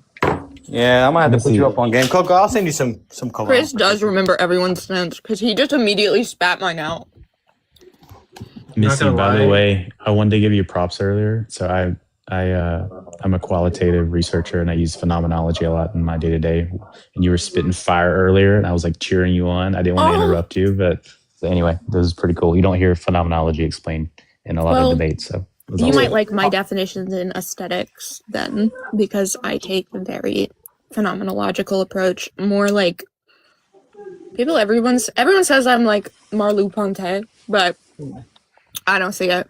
Can I ask what is phenomenology? This is a fragrance. This is a real fragrance right here. Oh, wait. Missy, I like do you want to to describe phenomenology, and this is so watered down I can't even begin it. But the study of seemings, how we seem things and how things seem to us. How things. That's about all I got. How things seem to us and how. Yeah. So if you're looking at research, right? If you have quantitative research, right? You're trying to quantify whatever it might be, numbers, distances, whatever that might be. Qualitative, one aspect you can do is phenomenology, where you look at the lived experience of individuals, and then you can code that. You can put all your data into code books and then look for patterns that stand out of a certain phenomena of interest. And then the phenomena itself, you can quantify that. So it's just a qualitative analysis that uses data.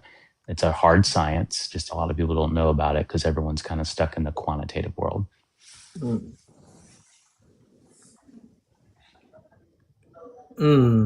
I love it. I love phenomenology. I'm gonna be honest with you guys. I literally just go to HEB and like spray Axe. Like that's all I got. All right, let's get this guy reported. Everybody who's in the comments No, or don't on the do panel, that. Don't do that, mass Forrest. report Forrest. for fraudulent actions. Literally, I just spray Axe. I've been using it. This guy is the current. This is the guy's the current day Pepe Le Pew. Wait, Coco, do you use 3-in-1 as well? No. He uses a shampoo, conditioner, body wash, dish spray, laundry detergent. Yeah. But I literally broke 5W30 motor oil. I can't buy fancy colognes, and Axe works perfectly fine. Like, I'll take up that offer, Chris. I'll take that offer. Which Axe? Which Axe? If you say chocolate, I'm gonna unfriend you. My favorite right now is Axe Cherry. I never even heard of that. I'm not gonna lie, Axe has always been too strong. I always preferred Old Spice. Yeah, I get like third-degree burns Old whenever I use Spice, Axe. Okay, Old Spice. There's two different fragrances that are the classic ones, which are just the fresh one and the sport. That smells good. Swagger smells pretty good too, but I cannot fuck with deodorant because deodorant is powdery and it fucks up my skin. And especially with Old Spice, it's full of aluminum and it'll fuck your skin up. The most expensive cologne I've bought was like Polo Green. Boy, you don't smell like somebody's uncle or somebody's grandpa, bro. I don't know if you saw my comment, but Gucci Guilty, pretty Guilty. cheap. I'm feeling green one is the fancy. best one. The green one is the Our best. Burberry Her Intense. It's a discontinued Yo, fragrance. Hold up. I'm about to pull out a 12-year-old cologne, Bulgari. It's Bulgari Black. You got a cologne. Ooh, that's fridge, a good to be honest, one. bro. Yep, I sure do, buddy. I sure do. Hold on, let me show you this Bulgari Black real quick. I know nobody on Why the did this motherfucking become internet. like a fragrance? Like Because Chris came in here. Hold that's up. true. Yeah, no, you're right. But look, this is Bulgari. Well, this is Tom I Ford have a prettier fucking bottle. Fabulous.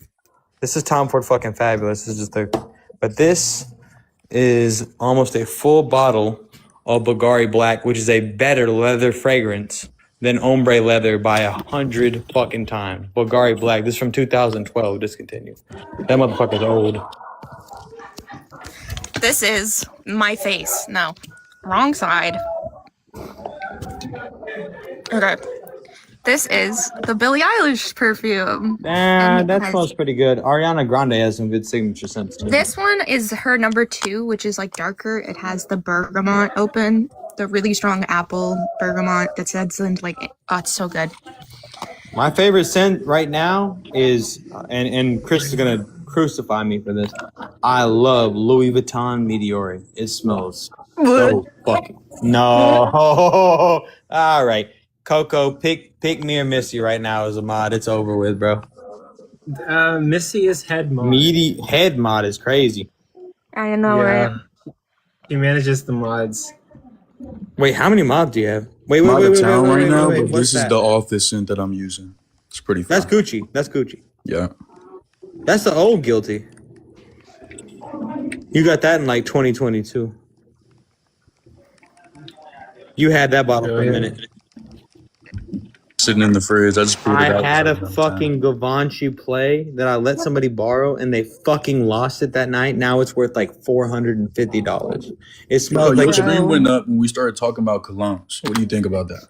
No, wait, say what? Yo, who is this Vivanless? No, who is this next to me, bro? Hi, buddy. Yeah, we're gonna What'd get you you muted. say, friends? Bro, Coco, make me mod again, please. Hell no. I would, but like right now, I'm keeping it to a very small number. How many you got? I'm keeping 5? it to like Bro, and you have Forrest as mod? Come on. yeah. Yo, Small okay. Hold number on, let me check this culo. account real quick. 15 followers, 15 following. Interesting. Interesting, but also for 2026, we need to go over some ground rules. Okay, we're trying to be professional, and I'm gonna start selling products and like doing like a lot of brand deals. And you So think Forrest is good for that? Yeah, exactly, guys. We need to talk about house rules. We need to talk about house rules. Oh yeah, Okay. give him a bunch of house rules. House rules are same cup as 3 cups. Same shot as balls back. One rule should be actually taking some of it seriously. Yes, we need to be like The a number one word brand. here is Like, professional. Professional. Yes. Okay. So all the mods, we need to be like on our Q's and P's. We need to be like professional. Okay, Forrest, J-Rod, Mel, and Prince. Wait. Stop. You made J-Rob a mod too? This should be had No, we didn't. in a Okay, private call. Why did you and say should not be had J-Rob here? then? You guys can make this now, bro. Okay. Some general things. Don't call women the B word. TikTok policy has to be obeyed. Beautiful? No, bitch. And then also Why would I ever say the letter H in my life? well, probably don't say it to men either. We need to be like safe. Like Forrest, we need to please the PR department, public representation. And then aside from that, yeah, just be TikTok friendly and like brand friendly. Very professional on your P's and Q's. I don't care about like jabs during debates. Sure, insult one another, but like let's draw lines. That's it. Yeah, I'm Be on perfect your for best that. behavior. Also, Missy is managing all of my mods. If you make a mistake and Missy unmods you, that's gonna be it for the count. You bring it up. So You be can on bring your it. Like best you can bring behavior. it to me, but I'll probably just tell you why. A mod I'm very, can like, unmod another mod? I am Yeah, like Missy's head mod. Yo, delegator. Coco, put that long ass finger down, bro. Okay, it's not. You're that telling long. me, Coco, About that to me and phone Forrest home in can't this cuss bitch. each other out on your panel? That's what you're telling me? Oh no, cursing is okay. No personal attacks. Don't go around muting each And other. What yeah, if we don't mute each have an other. all-out mod war? How many mods are there? Don't do that either. That will result in How many like, mods losing your are life. there? 5? 8. What's the distribution of men and women? It's mostly men. Wow, unbelievable. Let's get Coco reported. Yeah, Coco, so I can balance it out. Chris is here. Yes. Hey, what's up, y'all? Chris. Thanks for like talking about fragrance and stuff. That made me super. Oh, I'm about to wear this Bulgari black. I love it. Yo, I'm about to wear this Bulgari black tomorrow because I Hey, haven't worn Coco, I it got a in You dip, years. don't but send me your much love. address, bro. Okay. Like, I Come back swear, anytime. I will send you a bottle of fucking some of the best shit that I have. Like, straight up, bro. Dude, Chris, this motherfucker wears Axe. Hearing it, we can't have that, Coco. Ever. We can't. I'm gonna send you a bottle You're of better Albert than that. Rain, Amber Oud, like gold edition, or Yo, what's Dubai that Night. one you always show me that lights up? Amber That Oud one's was such the a base Hurricane pull. Soleil, bro. That is fool. That shit is fire. That's one of the most. I just sprayed that on. Swear to God, I just sprayed that on. You said it smells like a gourmand, right? Yeah, like vanilla, berries. How many ice Mexicans cream. are mods? Huh? Just one? Do what? How many Mexicans are mods? You're Just funny. one. The best one. I got it. No worries. Yeah, just one. But yeah, Missy's in charge of all the mods. If you mess up, she can demod you. Wait, She's Prince, like head mod. is Prince mixed? Prince. Black and Puerto Rico. The reason that so when it comes to the people that I've modded you because I think you're responsible, but also like because you're like sort of a business partner. Me, Forrest, and Bobby, we're gonna debate in public. I just need to get like some funds and organize some stuff. So they're like business partners. Prince is gonna help me with like social media. He's like studying like social media and like business in college. So like I'm sort of bringing him in. Yeah, Bobby lives in Texas with me, and Forrest lives in Texas with me. I live in Texas. And then my By other the way, mods. Texas is 12 hours away from Texas. Yeah. Also, I trust Missy. Missy is super mature. Missy is like excellent. She's gonna manage all my mods, and she's in charge of that. If you want to be a mod, you have to talk to Missy. She will handle it from now on. She picks and chooses mods. Yeah, actually, yeah, that is true. Like Missy picks and Chris chooses is from mods the and takes away 404. mods. She's the mod manager. That's her title now. And like yeah, like Yo, get me going up in into the second spot. 2026. I'll move you. Let's see. My rightful spot, bro. But also like 2026. But yeah, 2026. Put me on the bottom, Coco. You know low tiers go on the bottom. Oh no, you're not a low tier. W concession. But yeah, 2026. I'm gonna be doing like I'm gonna be hosting more debates, debating people. But I'm also gonna do more like TikTok shop like brand deals and stuff. Like I'm trying to like get commissions and stuff. Chris, I was even gonna ask you like what my first product should be, but like I'm probably gonna do like anything, but probably something that like is like useful and like people are gonna want. You And go to also the it gym, depends- Coco? I'm gonna start in 2026. I grew up athletic, but then I stopped. And Buy like I some- spend a lot of time on my Buy some computer editing. TikTok shop stuff that you're actually gonna use. Fitness wear would probably be easy because then like not only are you not wasting your own money, but then you can start making those videos. And then from that point, once you actually make a video on like, let's say you buy a shirt off a TikTok shop, that's like a workout shirt, right? You can then reach out to the company that sells it and say, hey, this is my video. I'd love to be a brand ambassador. And that's how you start building those relationships. Yeah.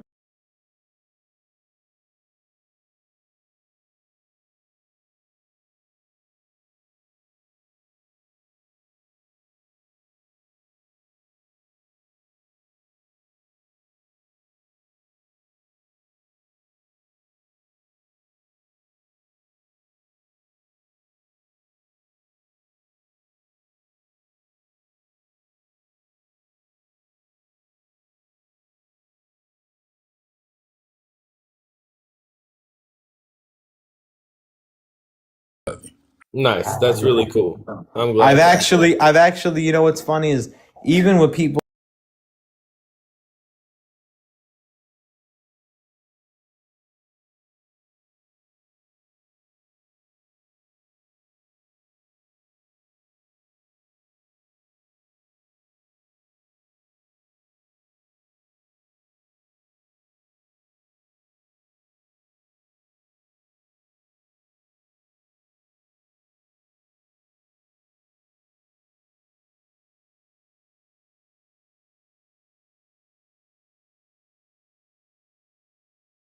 Like I just come up and debate. He used to just debate in the comments, and he still does. Yeah, most of the time, like He it'll still come up does. from time to time. But like in the beginning, you could never get him up on the panel. And then I was like, damn, I saw him one time. I was like, you actually on the panel now? What's up, bro? Let's talk.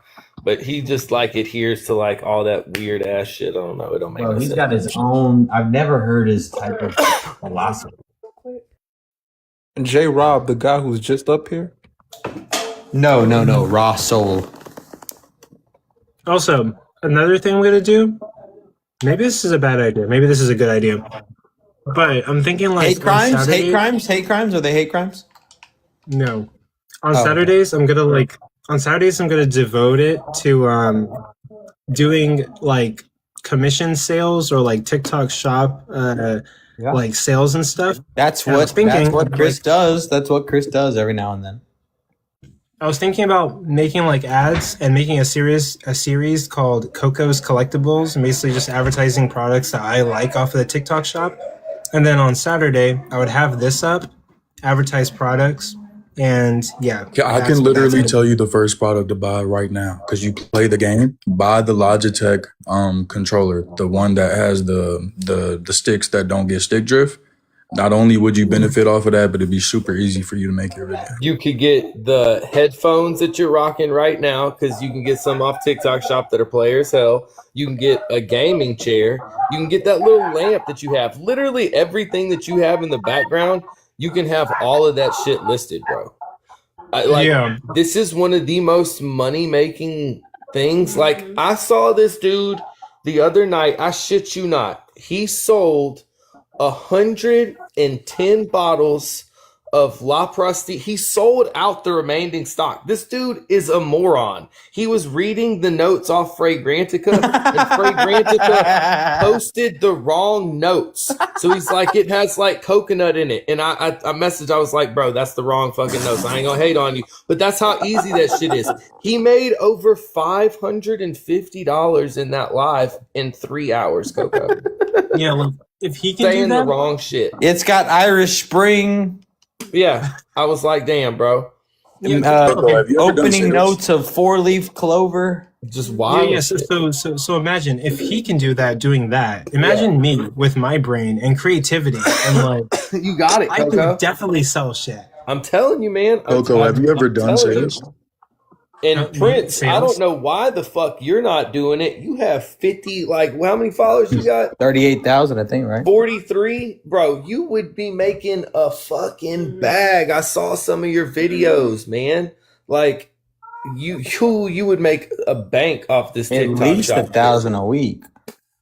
Bank. And it's like just free money, essentially. It's easy as hell, too. Yeah, I'm about to start. I have a cleaning business. I'm about to buy cleaning products off the TikTok shop and market them. That's perfect. That's actually, everybody needs that. Yep. Next year, like literally, this brand needs to generate money. We're going to be on the hustle. I'm just going to be advertising products like every week. On Saturday, it's going to be selling stuff Saturdays. Coco's Collectibles. Yep. Items/brands shown do not belong to me. I simply advertise them. And your stream doesn't have to be TikTok shop, by the way. It can still be like the and like vitamins. That shit is also one. Bro, of the I've been seeing these dudes that growing those little brands. gold. What do they call them? The goalies? Chris. Bro. No, Chris. What are those little like the glass things where they cut it and they drink it and they're like it's not the NAD stuff. Dog. Yeah, bro. I got That some shit of those. that shit looks like the people who are selling it. They're like, I look 30, and I'm like, motherfucker, you look 70. Yeah, I got that. I got the methylene blue stuff. I got all types of crap that they sent me, bro. It's crazy. But that beauty stuff is wild, man. So if you get into cleaning, beauty, and like any type of fitness, I heard somebody talking about fitness. That's huge too. That's like one of my highest sellers is fitness, beauty, and like vitamins and shit. Yeah, Coco, if you want like an easy 6-figure business that you can genuinely do in a year, do the TikTok shop thing for like fitness items. Just keep working out. Then you'll get buff, right? Then you could sell courses to skinny people. Now you got a 6-figure business. Coco, I have like I think I have 3 of these little ab things, and they're sending me another one. So just send me your address. I'll open it up, and I'll send that shit to you, and you can use these little ab things, bro. Like these little ab trainers. And like go look at one of my videos after we get done with the chat. You'll see it's like 4 or 5 videos down. I'll send you one of them. And bro, these things sell like hotcakes. Wait, what did you say, Prince? Say that again. I mean, like, yeah, we could probably do it actually. Because bro, I weigh like 143 pounds. Are you buff or skinny? I'm skinny as fuck. So I weigh nothing. My mentor that teaches me the most about social media marketing, he was like a really skinny dude that got buff, and that's how he got big on social media first. I think people want to see that transformation. Like, yeah, they don't care if you like got from like a normal sized person to like, yeah. They're like, look at this guy's transformation. It must work for me too. And that's like a testimonial for you, right? So not only are you making content for your page, recording your workout, but it's also building faith and giving credence to the fact that you can show other people that how to build their body. You can do it too. Yeah, exactly. But wait, there's more. For just $99 a month, buy this supplement. Fire. I don't know if I told y'all, but I was a Division I D tackle, so that's what I do. I just teach people how to get big. Wait, what high school or what state were you out of? Virginia. I knew Forrest was a lame. Let's get you up here, bud. But yeah, no, definitely. Like literally, we're gonna grind. Wait, hold on, Luis, did you want to come up? But yeah, like literally, we're gonna make sales next year, and like I have a whole schedule. And like, no, I'm determined. So, like, also, one more thing. Jaram, what's up? Let me show you guys one more thing. Hey, for Coco, if you put as much time and effort as you did into this right here, you'll be a platinum seller within 3 to 4 months, meaning that your conversion rate will be about $3,000 to $5,000 every single month, and then it's just up from there, bro. So just keep at it. Yeah, I've changed my description to debates and marketing ads, and so yeah, I'm still gonna post what I currently post.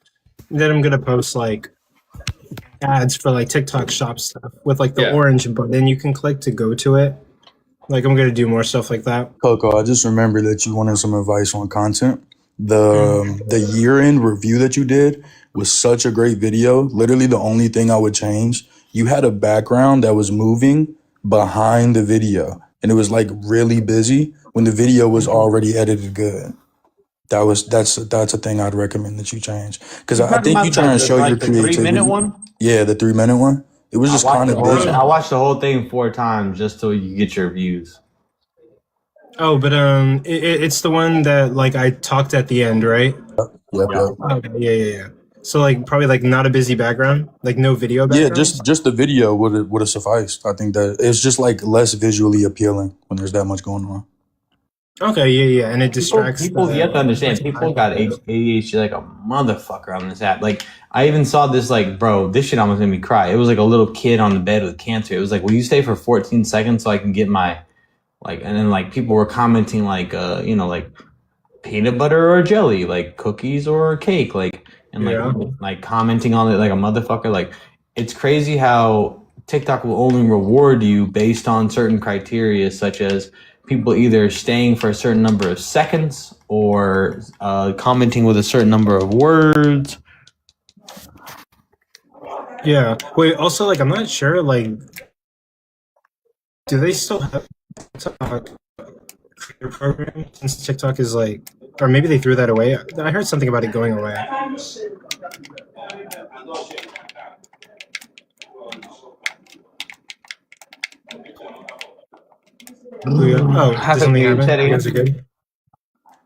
upset that the one dude left. The divine dude. He was like a really honest interlocutor, and he was talking about like God's will. Some dude that was on the panel. I'm sure you can get a bad. But he was just talking about like, can any actions, can we do any actions that be outside of God's will? But it's just a misunderstanding of like not only the multiple wills that God has, but then the Christian. Are you saying that God has like an active and a passive will, like kind of like he does? Yeah. He has 3. He has 1 active and permissive, 2 passive wills. Yeah. You know what's funny is I've heard so many apologetics that I could typically argue better than like it. Oh, here's Gina as well. Let's get Gina up here. Oh, yeah? Oh, and then I invited Gina up. Yeah. But honestly, yeah, life is gonna be good. Yeah, 2000. Like, my first goal is to make like an extra $1,000, and then my next goal is to see if I can make more. You know how I told you I have a streaming page that I started like separate from this account? Yeah. That one has, I think, like 1,100 or 1,200 followers. And I think the most I made in a day off of a stream was like $75. And I wasn't even being consistent. So, like, if you were just, like I said, just consistent with your stuff, you have a much bigger following. So it'd be pretty easy for you. I think one thing that you should start doing is maybe like grifting a bit more. Like, I don't know if you've ever seen like Duran, his lives. I know he's my fucking God. Maybe start doing incentives like that. Do you know Duran Dorsey? No. That okay, remember when I told you the other day wisdom is debating? Yes, but like it was all he's like body bag. Like he's the most corny motherfucker I've ever seen in my entire life. But he's got like 330,000 followers, and this motherfucker knows how to work a crowd. I will give him that. Straight up. Oh my God. It's like it's the same thing with like he's basically like the Christian Libiano to me. Right, Prince? I don't want to slander his name, but I can see the comparison. Wait, you know who they are, right? You said Libiano? Yeah, you don't know who he is? Yeah, it's like you're talking about the famous preacher, right? No, he's Muslim. Oh, my bad, wrong person. No, so Libiano is the guy with the beard. He's like how do I put this? He's like I think he surpassed Central Dawa in popularity. He's like the number one. Like, Oh Muslim yes, debater. yeah, I know who you're talking about. Yeah, He's got the hat, the you know, like the I don't know what the That old scarf is. Dawa dude makes me laugh, bro. Bro, Central Dawa literally admitted like multiple times that if the Prophet told him to marry a 9-year-old and do that thing with her, he would do it. Damn, that's crazy. That's Yeah.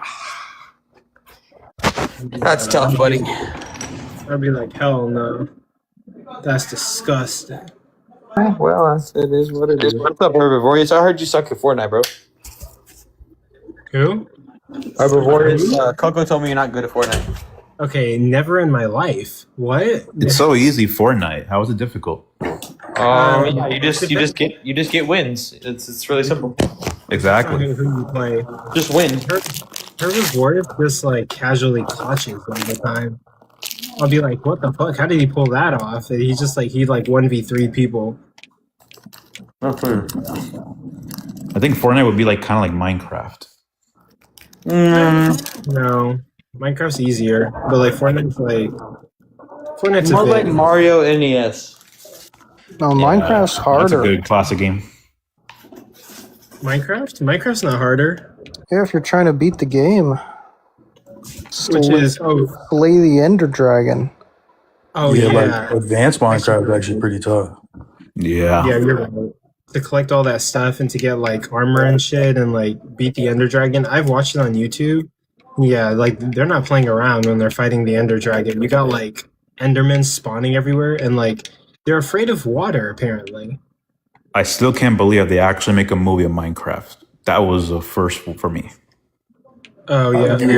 It was horrible. Do you mind introducing yourself for the panel? Oh yeah, Javier. Yeah, I've spoken with him If you before. don't Yeah, mind, we've spoken before. Oh shit. Darn. Just wanted to make sure. I wasn't trying to be rude. No, you're fine, man. You're totally fine. That's your job as a mod. You got it. You're doing great. You got it, man. You a theist or an atheist? I'm a believer in God, not an atheist. Would it be the Abrahamic God? No, the one true God that's creator up there in the heavens. That would be the Abrahamic God. The Bible God, right? Yeah. How can you know that it's Abraham exactly? Abrahamic God is the God of the Bible, or the God that the Jews believe in. The God that the Jews believe in? Are you sure about that? We're 100% Jewish people. Jews. If he's Jewish, then why didn't he came down there and help Jesus? No, I'm just saying though, if God was Jewish, why didn't he just come down here and save his own son Jesus? God is not. We didn't say God wasn't. Yeah, Abrahamic God. It's the God that Abraham served. But you said Jewish. You said God was Jewish. I believe in God. I'm gonna go ahead and take the Christian position here. Oh God, not the Christian position. Well, Yeah. Okay, buddy. You're a low tier. What's your name again? It's Javier. Yeah, you're an atheist. No, What are you? Catholic. Yeah, go ahead and prove that God exists then for me, buddy. Even So if I why try do to you tell say you, you're you're just gonna not- backlash. Hold on. Why did you say we're not in the Abrahamic religion? Like that's a Christian basically. Yeah, we should address that. But yeah, like the Jews were the. If I may interject here, what exactly do Christians believe that having an AB is okay? Because in religion, it doesn't say that. Having a That what? Having It says nothing in the Christianity religion that AB is okay with a woman. So Oh, it do you believe how do you go enlightenment? from that to absolutely does. AB? Numbers 5:11 through. Hundreds of Christians actually believe that in America that AB is good and it's not. Wait, why is it not? Because, bro, it's an innocent human being in the mother's womb. What do you Interesting. think it is? Could you define an innocent human being? Because Oh my everybody God. on Earth. I don't have to explain to you what the human being is inside the womb. Hold on. So was every human being on Earth innocent in Genesis 6 when God drowned everyone but 8 people? This is so. Can you rare actually that we prove know that God actually drowned them? Absolutely, because God. Okay, prove it. Yeah, absolutely. In Genesis 6, God wants to wipe out all of the evil and all of the Nephilim. He fails twice. That was in the Ark of Noah. But Wait, please continue. Guys. Whoa. Hold on. Pause.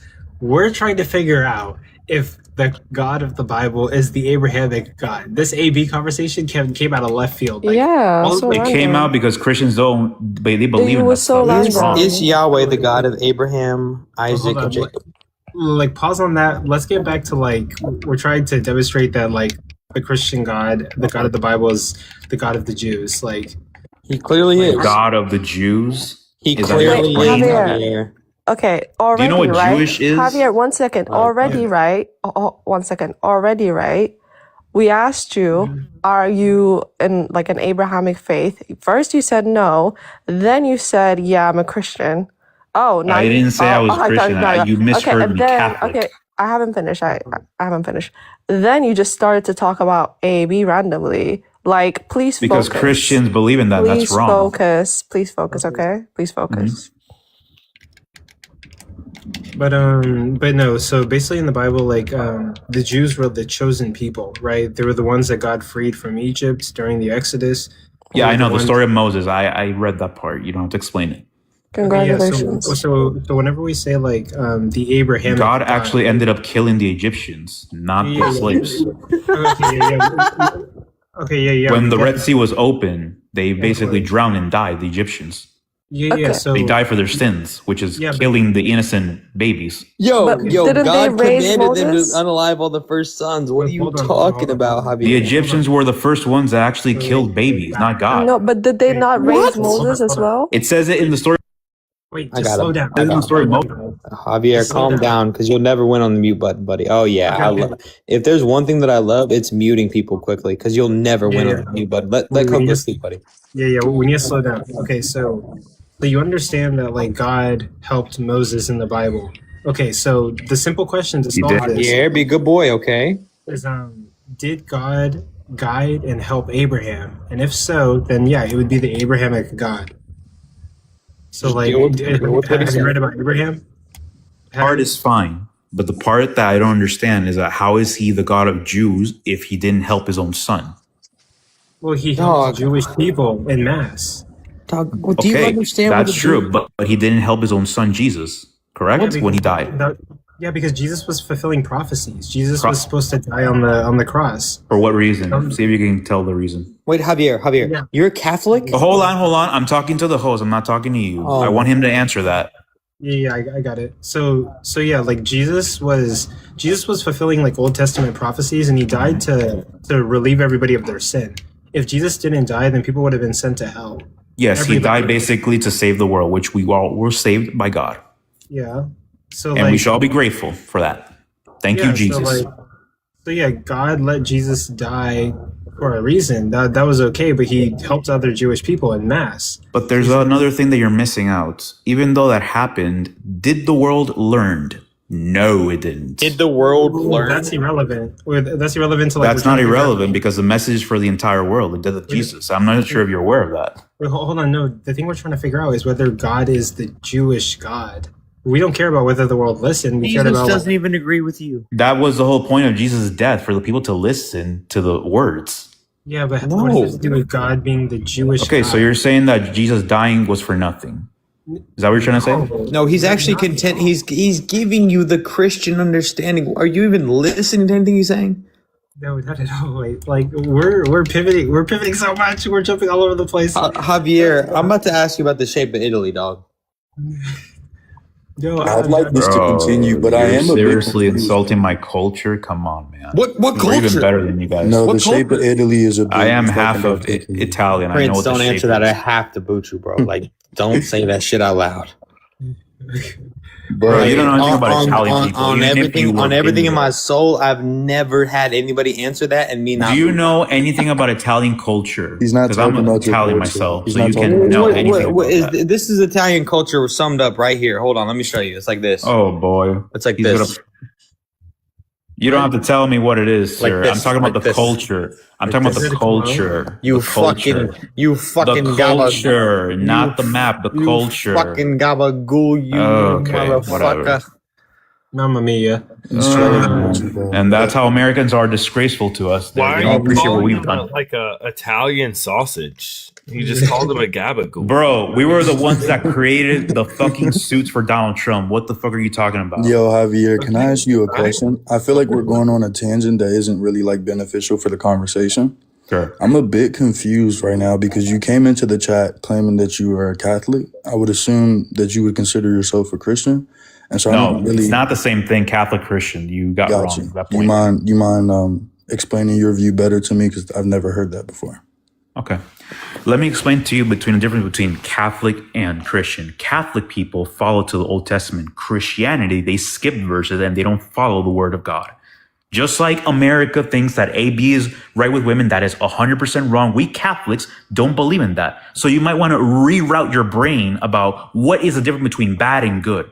And bad is basically having AB. And you guys as Christians are allowing it. And we Catholics, we're not allowing that. Boom, there you go. Just wrecked your ass. Damn, please. Cooked you right there. Okay, let's talk about just AB. cooked them, yeah. Okay, hold on. That's basically a cake of Italian, of USA. You're in the room with us? Talk about AB with me, okay? Talk about AB with me, okay? Obviously. Why should I talk about you about because AB? we're the take it women, seriously. right? We're the evil ones that are doing the AB. It's the right? men and women that are allowing it to happen. What are you But talking obviously, about? only women can experience pregnancy. As if I allowed my woman to have AB, sure. I'm not going to allow Who it. are you loser? Like, Who why are does you she need exactly? to- Are you an American Why does she need heathen? to Are you an fucking ask American your heathen? face? Are you an American heathen? Who are you? I bet you are. I don't need to be an American. Listen. Oh, sure. Of course I you- respectfully I said, actually don't know if this guy's a troll or not right now. He's following me. if you want to talk AB, talk. If you want to talk about AB, Okay, fine. I think Let's talk about about AB. it with a Let's woman. give it a talk. Like, okay, my thing is, do you think women who are living comfortable lives, mentally, emotionally, financially, physically, in a stable, fit, healthy place are the ones doing the AB? Or like, there's a lot of instability. And if you have some compassion, you know that bringing a child into that instability is going to, because when that child comes, that child is going to have to live, right? I believe giving a child a very good life as much as you can. If you feel like you can't do it, what I feel like is kind of cruel to knowingly and just like willingly bring a child into a world where it's just full of cruelty. You fully know it and you're just don't care and you just put it in the world. If you got raped, obviously, and if you're forced, I totally empathize with that. But if you knowingly just do it, I think that's some cruelty. And if you Christians are so like good and stuff like that, why are there kids outside starving? Why do I see homeless people? Why don't you guys do something about that? Clearly you don't. That's the horrible thing about America. We don't do nothing about No, it. around the world. I Around don't the come world. from America. Of course, as if we are Exactly. capable of doing that. So when you see children starving here, as long as they suffer, you don't care. It's about capitalism. You guys want workers later. It's a decision. Either you guys let want the baby workers live later. or you don't let it live. It's a decision. If most likely they will grow up poor, and then the poor is most likely going to do the work you guys don't like. Okay, I don't know. So you basically like, want if to turn you're it into rich. genocide, just like the Egyptians did years ago in the It's Bible. not what are you talking about? I'm saying that you're saying that you don't want babies to live. Why is that? What is I so didn't wrong say I about don't letting a want human being babies live? to live. I said it's not good to bring a baby into a harsh, hard reality. Well, it's not easy. Get used to it. That's cruel. Why would you watch a baby do that? Because the Why world would is you not watch- always gonna be pretty, sweetheart.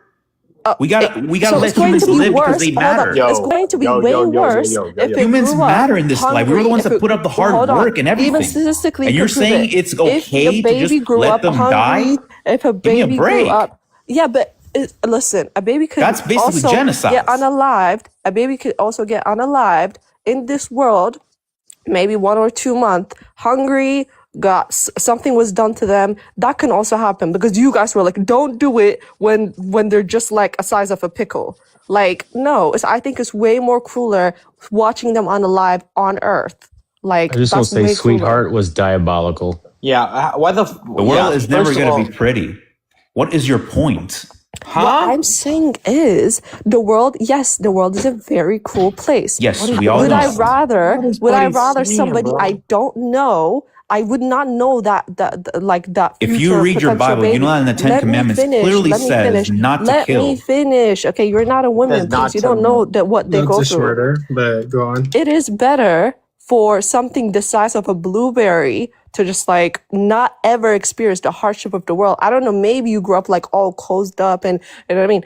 But there are people that don't I have grew up anything. Catholic, basically believed in life. No.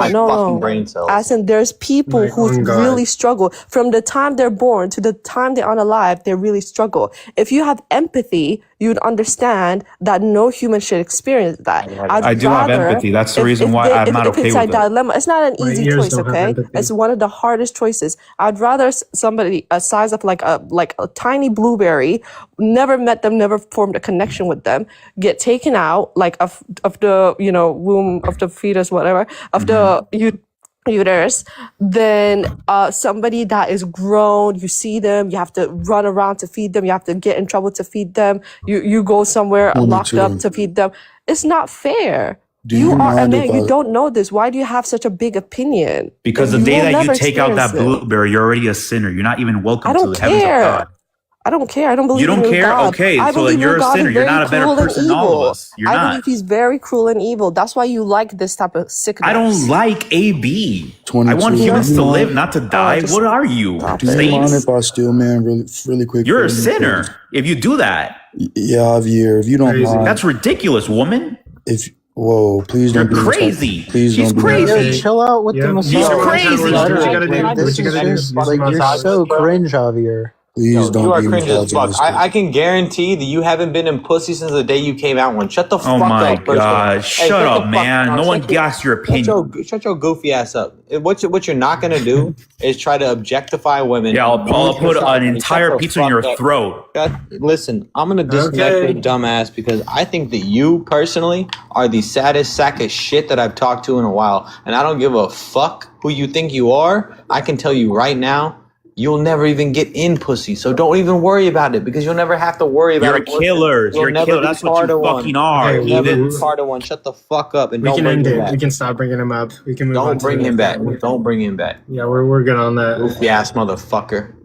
Yeah, Jesus, because like I mean, he couldn't even You're a track the goofy conversation. bitch. You're a goofy bitch, I muted him. and your mother should have swallowed you. How did we go from God being the God of the Jews to like abortion? I don't know. because And that's then the only thing That was the thinks it least makes him feel coherent or good. tangent argument I've ever heard. In He my also missed her, like, all of her points. I mean, it was pretty clear. I They have don't no know. empathy. We're good off of that. It was purposeful too. Yeah, the misogyny was very telling. Yeah. I apologize that you had to deal with that as a Christian. That's I not mean, the love of Jesus. me. Motherfucker.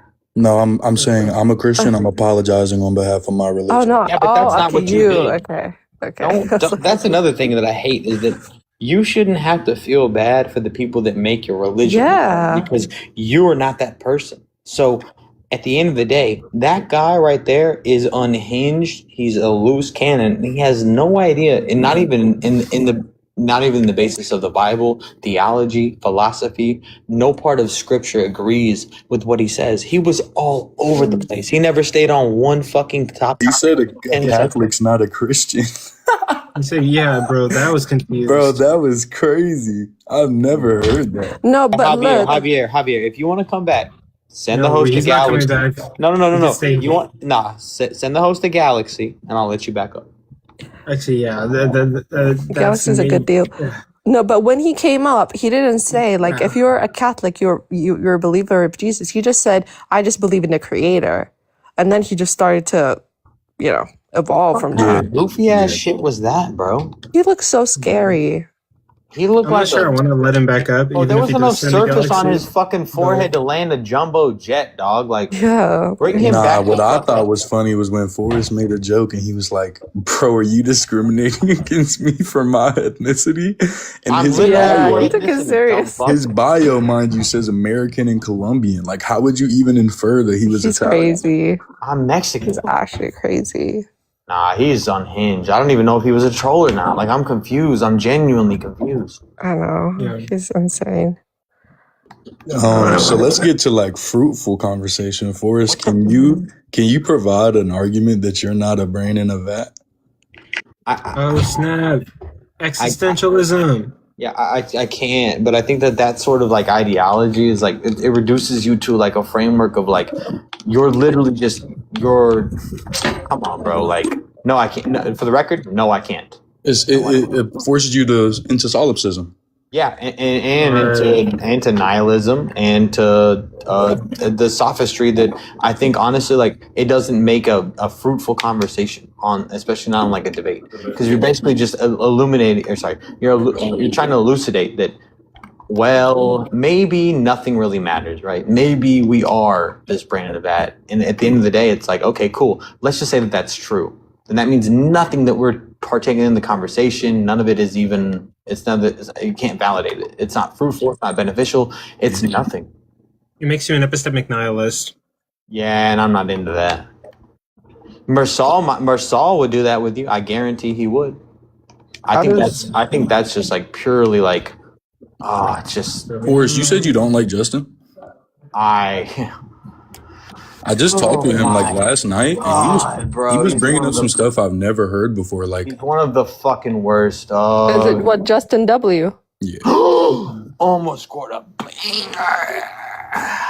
You're playing FIFA? I thought you was watching soccer in the back. Wait. Do you play FIFA? I play Madden. I can do that too. We got the PS5 downstairs in my neighbor's house. All right, bet. Wait. I'll DM you when I get back to the Yeah. Wait, you got PS or you got Xbox? Okay, I think it's like really cool how you guys went from like threatening I told him to like being best friends. Yeah. No, I just told him I apologize. I said that I went too far and that what I said was disgusting. You want to know something, Coco? I was on the phone with Luis like maybe a couple days ago. That's my guy, bro. Yeah. And we were talking about you, right? And like not in a negative connotation, but like we were talking about how we were arguing. And I was just like, bro, I don't have an issue with Forrest. Like my first day on the panel, he just started muting me. But I'm sure in person, he's a cool ass dude. Yeah, and you know what's funny is Manny. The first time I met Manny House, within probably it was probably like 3 minutes. We were telling each other to basically off yourself. You know what I mean? Mm-hmm. Like and now Manny and I talk on a daily basis. Like literally, like I know Manny's brothers. I know Manny's kids. And I know Luis's family. Like these are people that I love. These people, like they're good people, and I know that regardless of what their faith is, I know that genuinely these are good guys, like really good guys. And some of the people that I know the best, like Coco and I started off as friends. Some of the people that I know the best on this app and like that I feel like most in tune with or close to, I started out being either them or me being real nasty and aggressive towards each other. But it's really just because the internet makes you feel like, some type of way sometimes. That's a fucking red card in the box. That's cool though. Has to be a guy thing. It is though. No, I'm not gonna no. It's honestly, I've also had some crazy beefs with other people, like with women. Wait. Sweet pea. Sweet. It is sweet. Wait, what is it? Sweet poppy? Yeah, sweet paprika. But like other names, sweet pea. Who do you think is the worst person of all on Space Feast Live?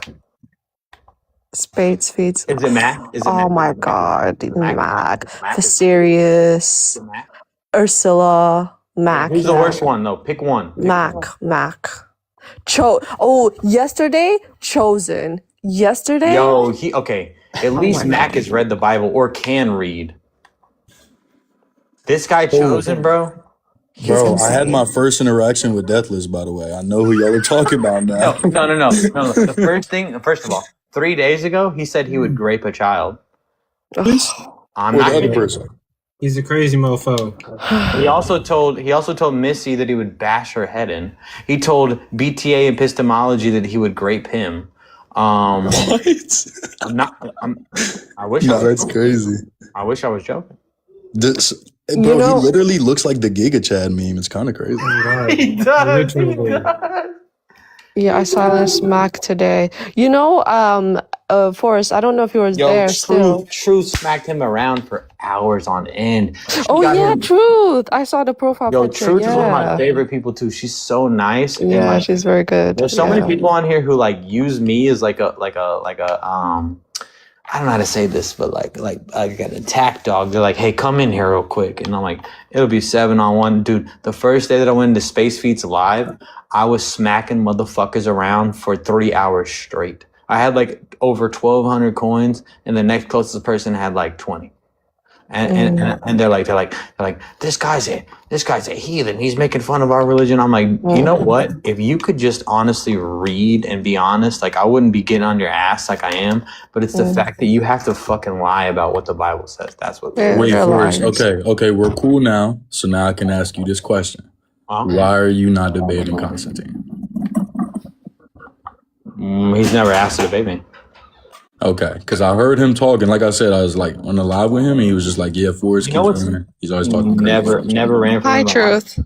He lit me up on Isaiah 53 on Kesey's live. But what's funny is before that, I knew that he was friends with Shark, and then I came on his live one day. Tiny was up there, Tootski was up there, and he was asking a bunch of questions about how to run the panel because he was like brand new to running panels. And I was like, hey, this is how you do what you're trying to do. Like go to the bottom left box, use the grid panel, this and that. And then he said something dumb and I mocked him. And he was like, who the fuck said that? And I was like, well, I know you're about to like block me because I've already seen you block 3 people, like Dark Dawkins style. So I was like, so honestly, I was like, fuck you for asking me for help. And I was like, and you're a bitch. and I got blocked within like 3 seconds. Okay, that makes sense. So I came back a different time. We had a normal conversation. He came up in Kesey's live. He made like a whole video or like an edit about me. And then I caught him getting lit up in Blitz's live. And as soon as I came in there and I said, something to the effect of Constantine is getting dog walked. Within 2 minutes, he was like, I gotta go. So and they were like, he had been. I was there that day. I told you SYBAU. Yeah. I was there. Yeah. So I was like, you know what? I was like, what's funny is, and no matter what, everybody has an equal here. Everybody has somebody that's lower than them. Everybody has somebody that's better than them. But the whole purpose, I think, of like TikTok should be to like learn from one another, but instead of being like good faith, charitable, honest, and like trying to like positively enjoy the app, 95% of people would rather dunk on somebody else than say that they got to win.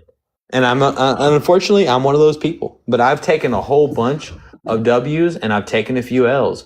But I'd rather have a 96% success rate against people that would rather be uncharitable, bad faith, and dishonest with what the text says.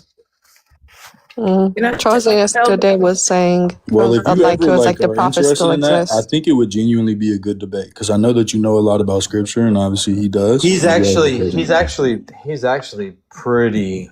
What's funny is he caught me saying I don't know what those words mean when he said the word exilic, like an exile. Yeah. And what's funny was I caught him saying the exact same thing to Blitz, because there's always going to be somebody who's better than you. There's always going to be somebody who's smarter than you. So, can I tell you my story? That was a good live today, wasn't it, y'all? With us, what's the space guy? And his mod TK, she tries so hard. It's so good. Yeah. But let me tell you how I silenced Mac. The panel was full, and what's his name? Space. I call him Space. Space Feet. He told us. He told us the story about how he got the name. But go ahead. Yeah, he was telling everybody on the panel to take their 5 minutes and do a closing remark. Oh, at the very end. At the very end, it was really good. Did you hear me when Mac was telling the one of the atheist ladies was talking about how she was such a dedicated Christian, and she used to teach children, and she taught this and she did that. So after she finished, Matt came back and said, well, you wasn't supposed to be doing that anyway, because women are supposed to be silent in the church. Yo, he was throwing that shit around. 1 Timothy 2:12 against TK for like an hour. He was spamming, this is why women shouldn't teach. And I'm like, I know that you're a little dick motherfucker, because you yourself, you cannot contend with what arguments what arguments are. You have to try to violate somebody based on their gender. But I broke down Paul's teaching, and I told him this is something that Christians get wrong and atheists get wrong. Mhm. When Paul was telling the women to be silent in the church, you have to think about the time they were living in. The church was just established, and they was meeting in synagogues. And if you understand the history, the men sat on one side, the left side, and the women sat on the right side. So Paul was telling them stuff that they had never heard before. So the ladies were asking each other questions like, this stuff is foreign, Christ this, Christ that. So they were literally asking each other questions during the service. That's why he said, if you have questions, ask your husband at home. But everybody because women's supposed to be silent in the church. But everybody took that scripture and built this whole thing of it that women is not supposed to preach, they're not supposed to teach, they're not supposed to do this. He was just telling them stop chitter-chatting during the service because everything was like foreign to them, this Christ and all this stuff. You know what? They asked Mac to come back and make a remark. He had nothing to say. You're Nothing. 100% correct with that. He I'm glad thinks you he's studied that guy. Whoever he thinks he is, he's not that guy. He's he really not. is not that guy. He's not. Especially when he speaks in like a very dramatic way, like he's possessed like a demon. I was like, what the fuck is wrong with him? Yeah, it's something wrong with him, yeah. But he was quiet. He could not come back because everything I explained to him about the Jewish traditions in the synagogue made sense. It's nowhere where the Bible said women can't preach or whatever. It talks about the men being bishops and elders and whatnot, but it's that he had that wrong. He got it wrong, and he had nothing to say. He couldn't come back with nothing. No, that's good. That's good. It's good he did that. He's such a loser. You can tell he's such a loser. He's trying to compensate for whatever loser experience he's facing. Him and Chose. My God, choked. Chose is different. Yesterday he was like, the prophets are still alive, and I wrote it down, and you were like, did he say that? I was like, wrote it down. It was choose and then chosen. Yeah, both of them got issues. Choose is worse. Mac and Choose are just, and I can't believe her serious was like, I'm not a Christian. Girl, what? Who's not a Christian?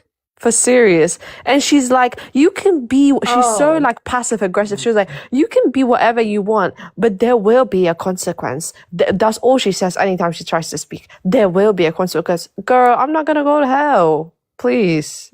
Yeah. Pull your hair learning. out. She's listening. She's learning. I'm telling you, a lot of them that's sitting in there, they're learning and they're listening. Trust me. But even the way yesterday Jay came in, when Jay first came in, she was like, the atheists are angry, and you guys are like, I'm the victim. And then later, when she was like, these people might be saying some sense, then she started to be like, I'm learning, I'm just learning. I was like, okay, girl, please. And when it was her time to speak, she had nothing to say, but she stayed in the live. We was in there, 8 hours for us? It was a long God damn. They're listening. They're learning. Yeah, it's good. And that's what I said. There was some man called Toast Man that kept tagging me. I should have replied to him. I just kept forgetting. He was like, you should go to another live. Your answers are not here. I told the people, I'm not here for Christians to convert me. I know my answer. I'm here for whoever watching this to see how silly you've destroyed and dictated people for how long. I want you to know how stupid all this was. That's what I said. Oh yeah. For other people watching. Don't make sense. It's sad. It's so sad. It's literally so sad. Aside from that, do you have any ops? Or anyone got any questions for me? Is Herb what is he? Calvinist. Christian? Yeah. Nah, that was funny. What's a Calvinist? Everything in the world is predestined by God. Everything, you don't have free will. God predetermines everything that you will do and everything that has been done. Is that like a part of Technically, a Christianity? Calvinist. Yeah, technically, a Calvinist is a hard determinist. Technically, But I've heard some Calvinists who will say that they're compatibilists, but I don't really know how that makes sense because, like Herbivore just said, their whole worldview is that everything is predestined by God. yeah. And you know, yeah, Coco. And that's Oh a no, you can go contradiction. ahead. It's biblical. Okay. It You know says- what I said to Kingdom, to King, right? He was like, the churches, I left the churches, but I just need to read the Bible. I was like, the churches are just a physical manifestation of the control tactics. Like, you need to understand that. He left. Wait, really quick, Prince. Angry Reddit atheist is a regular. Who he is? I was kind of trolling him. I know who he is. But to be like, I don't know if you saw, but he literally spammed like 20 different things in a row. I'm just trolling him. I'll unmute him. Oh, okay. Angry Reddit. I would say just don't spam anyone. But yeah, we could unmute him.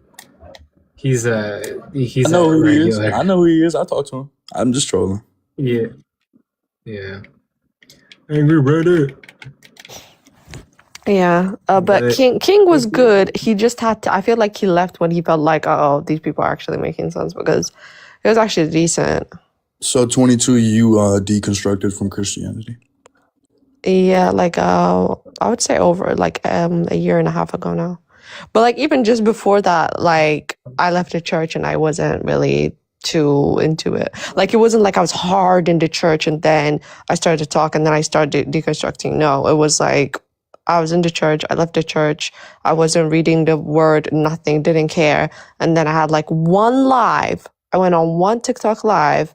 They made sense deconstructing and I just never look back. That's why I get so confused when it takes like a trillion to like talk to people. I'm like, what am I saying wrong? Like, am I speaking a different language? Like, Well, when two people have access to the same knowledge, what's going to separate their conclusion is going to be personal experience and their priors. So that's why some of these people, like you said, have to talk to trillions of people or have all of these conversations and their mind won't change. no, one person I talk to them like a lot of times. But to be fair, I already was just naturally just not religious. There's times I tried my best, like for a year max, like out of the 23 years of my life.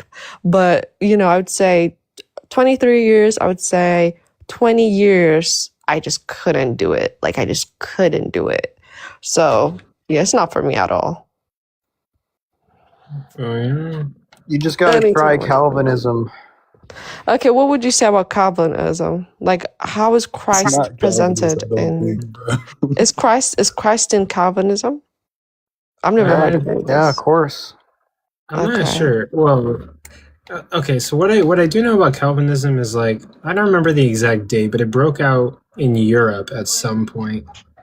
And I let me don't just look it up. like we talked about it in college, but I forget like the origins of Calvinism. But there was a man named something Calvin, like John Calvin. Yeah, something like that. This is a new religion. Yeah. There was also this weird religion where like the king wanted a son and he wanted one of the popes to grant him a divorce. The pope wouldn't grant him a divorce. So he just like King created Henry his own- VIII.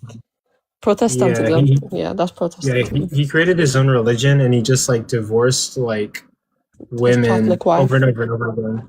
Yeah, and he kept getting daughters, which is weird. Yeah, but his son got unalived when he was like so King Henry VIII died, and then his son, like I think he was 6 or something or 8, he put them in a throne, but he got sick, he got unalived. And then his daughter Mary was a Catholic, and she was just like, yeah, she got sick, but she was evil. She was called Bloody Mary. And then Queen Elizabeth I was the first Protestant queen, and like she was like really like good for like the economy and stuff. But I learned this because I'm in the UK, so they teach you like the Queen of England and stuff. Okay. I guess it's good. Yeah. But don't you think it's weird, Herb, that like anybody can create a religion and call it Christianity? Yeah, but I mean, I guess different Christians will argue with you about like their foundings and stuff like that. Catholics and Eastern Orthodox argue about like, hey, we're the church that Jesus founded. Yeah, but I only think Eastern Orthodox can be correct about that claim, not gonna lie. Catholics, their whole religion is based off of idolatry. Yeah, Herb, don't you think it's really weird that like anybody can create a religion? Not at all. So anybody can control the masses, control them what to do with their life, and it's not true. You don't see that as a problem. Well, it's crazy. Not that you would be wrong, but majority of times it wasn't like the governments that were creating religions. They would just use the religions that the general public would like believe in to then like manipulate them to their will. Yeah, but Herb, don't you think it's wrong for you knowingly spreading out false information to control people's lives, where they unalive each other, or like they get raped, or they get they have to give money? You don't think that's wrong? Oh yeah, I just don't do that because Calvinism is true. You don't think Calvinism is true. No, I'm not saying did you create a religion? I'm just saying how many, like, if there's like, I'm not saying do in Christianity and all of them disagree with each other, because when I was in a church, I was like in an evangelical church, right? The Catholics were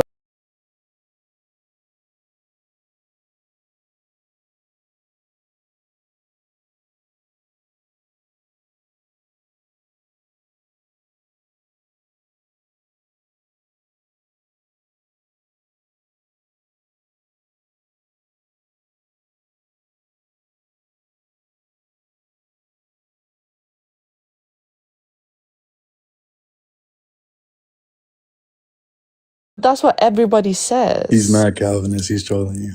I would. No. He is Calvinist. Is he? Yeah. I thought he was Deadass. atheist based on all the times I've seen him on the panel. No, he's definitely Calvinist. What the heck? Deadass. Why Yeah, would I hope God he doesn't allow all lie. this confusion? My bad, Herb. I didn't mean to straw man you. I get it. Don't ever speak on my religion like that, Prince. Why would he allow all this confusion? Yeah, why is it funny? Herb converted actually. Oh, for real? Yeah. To what? Atheist to Calvinist. What is that? Yeah, I was Baptist when I was growing up, and then I turned to an atheist, and then I turned to agnostic, and now I'm a Calvinist. Boy, please. Fire. And God is not the author of confusion. Mm-hmm. To answer your question though, Sweet, from like a different perspective, because I wouldn't consider myself Calvinist. I think that the denominations become confused when they use their own translations that like they add things to the text, or they use their own emotions. I'm a pretty firm believer that the Bible is pretty objective about what it means. I mean, you can't change the words that are there. But I had a conversation recently with a Christian that like disagreed with me because, again, like, I told you earlier, you're going to have access to the same knowledge to people, but your personal experience and priors are going to change what conclusion you come to. So I think that's the problem in Christianity. It's so depressing. Why would you follow? Like, I'm just looking at it. It says, God is in control of salvation from beginning to end. Humans cannot save themselves and choose. So if I wanted to baptize, because waste of time, absolute waste of time. Whether you're going to heaven or hell is already decided. So there's no point in being like, I need to be like this good or this bad. Like, it's just decided. Can I break that down a little Kind further? of shit on you guys. That might sound like pretty harsh. I'll try and still man the Calvinistic view. If you're gonna come to God, God knows that you were deemed for heaven regardless, even if you live like 90 of your years in sin and 91 on the 91st That's year. crazy. So like, how does he determine, like when he's making us like as babies and stuff like that, how does he say, you're going to hell, you're going to heaven? Like, what makes him at that point know, yeah, like you're a hell baby, you're a hell a heaven baby? How does he determine that? How did you guys even come up with this? Like, how did you guys even say, yeah, this is what God thinks? the Bible. There's a specific verse that says the wicked were made for their day and the good were made for their day. I'm strawmanning it, but So what's the I point know of that Jesus exact verse. coming? What's the point of Jesus coming if he's already predestined? So you're telling I me think all those- the other denominations went past this and only Calvinists saw this? I think that's even included in like a predestined thing. I think if predestination actually exists, like it could be the case that Jesus came unalived for our sins, but yet there are still people who might not make it and people who will make it. So it's just incorporated into the predestination. it's probably predestined for like the people before Jesus' sacrifice that like this group of people would follow the law and this group of people wouldn't. That would probably just be predetermined. Yeah. That's crazy. Truth, do you hear this? Do you find it confusing as well? Or do you get it? It's insane. It really is. Yeah. It's straight up insanity. Mm. Yeah, So it tell. says limited atonement. So it says Jesus died specifically for those unalive, specifically for those God chose, the elect, not for everybody in the same way. That's crazy. So if you for example, as somebody who's an evangelist, right, or a Baptist, they got baptized, like, oh, like Jesus saved me, oh this, and then they changed their life. This whole time they're thinking they'll go heaven, and God decided they'll go hell because you said there's no point of baptism. Yeah, it just sucks to be wrong because you're not omniscient like Oh God. my God, this is kind of like, this has to be a joke. So from a perspective outside of Calvinism, maybe like trying to steal me in the position, let's like say that you're right, that some of those people were getting baptized like to hope to be saved, but they aren't going to be. In the Christian paradigm, there's like heart posture, there's like the intention behind your actions, but God's will is pretty clear that he wants everybody to have the ability to come to him.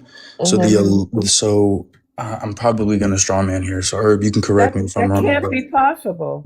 The word is very clear that it wants everybody to come to God. So I'd assume that the elect would be every single person, but God is aware who is going to repent and who is not. No. You did you know what he said? He said it's not everybody. The religion specifically said it's not gonna be everybody. Like it's not. Yeah, it's not going to be everybody, but everybody has the ability to repent. God would love for everybody to repent, but not everyone is going to. Even if we're and whether predestined?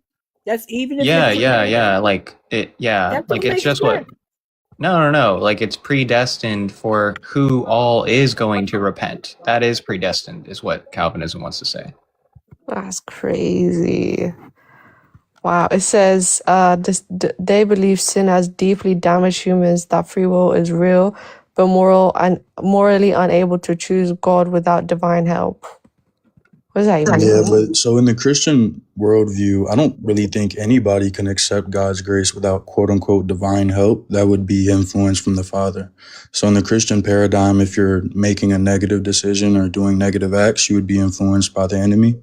And if you're doing a positive thing or coming to repentance, you would be influenced by God. So I'm assuming that would be the divine help that they're speaking about.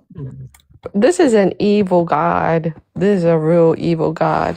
In my eyes, it's like a parent that has like, 2 children, and that's like, this child I will like never fully accept no matter what they do. And then this one, they barely have to do enough, and like, Yeah, but just so you understand why that's a little incorrect. Like I understand where you're coming from. But the predestination thing is like God knows that these people are never going to come to repentance. It's not that God forces them not to. So in the example of like the parent with 2 kids and saying I'd never accept them no matter what they did, God would accept anyone if you come to repentance and truly believe in Jesus Christ's sacrifice. But there are people who are just not going to. And so I'd assume that the Calvinist like predeterministic view is that these people, God already knew that these people were never going to come to repentance.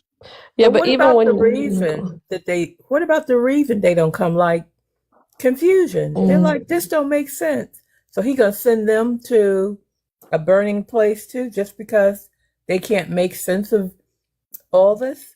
Or God made them live such a cruel life Why would they say, oh yeah, I'll believe in this guy as a good God?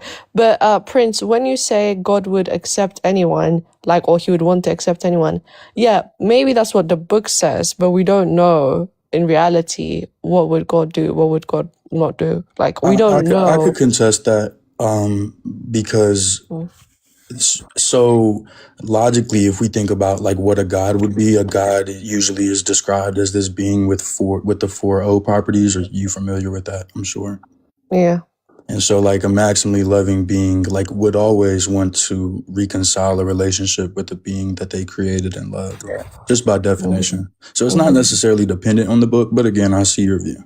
No. Well, yeah, that's the thing. That's the main issue I have with the O's or Christianity, because you say in one page, you know, like let's say on one page you say he's an all-loving God, and then I see him allowing the most horrific evil to happen to a person. I cannot say, and I know I've heard it before, the Christians say, well, you know, he's a divine God, so you know, he has a reason. First of all, I don't know if he has a reason for sure. You don't know this guy. Like, it's a parasocial relationship you guys have with God. But I think it's like, if you try to excuse to me some evil being done, you might say it's all knowing, but it's not all loving. I'm not going to be gaslit that way, you know. So that's an all knowing God, but it's not an all loving God. I could easily prove that wrong, like even outside of the Bible. Are you Mm-hmm. familiar with proto goods and proto evils? No. So proto goods are basically going to be like, I might switch them up, Coco, so you can correct me if I'm wrong. Proto goods are going to be like these lesser goods, and then there's going to be like these higher goods that are only possible if there's specific evils in the world. So, for example, you couldn't be courageous if danger didn't exist. You couldn't, let me pull up the notes so I'm not getting it wrong. But, Coco, do you mind strawmanning what I'm trying to say about proto goods? Yeah. So I forget the definitions of them, but yeah, like there would be like some goods that can only be achieved by allowing like a little bit of evil. So like let's say that God wants like character building, or he wants like bravery or stuff. Like, you can only have bravery if there's danger or the possibility of like danger or losing a life. So one argument that Christians could make is that given that God wants like certain character traits or character development, or some people call it saint production, like God is trying to turn humans into saints, sort of, or like get them to like to I don't know what the word is, sanctification or something like that. God would allow certain evils so humans can overcome them and develop these character traits that he wants them to have. I'm not sure about the terminology in regards to proto goods, but I guess it would be like proto goods, yeah. I found Proto is all things considered. Yeah. Okay. But here's the thing, right? Like when you say God allows like a little bit of good for, you know, some, a little bit of bad for like more of that kind of challenge to strengthen you, right? For example, what happened with Job is not just a little bit of bad. Like this man had his whole life ripped apart to shreds. And now You know that happened because he disobeyed God, right? No, how did he disobey God?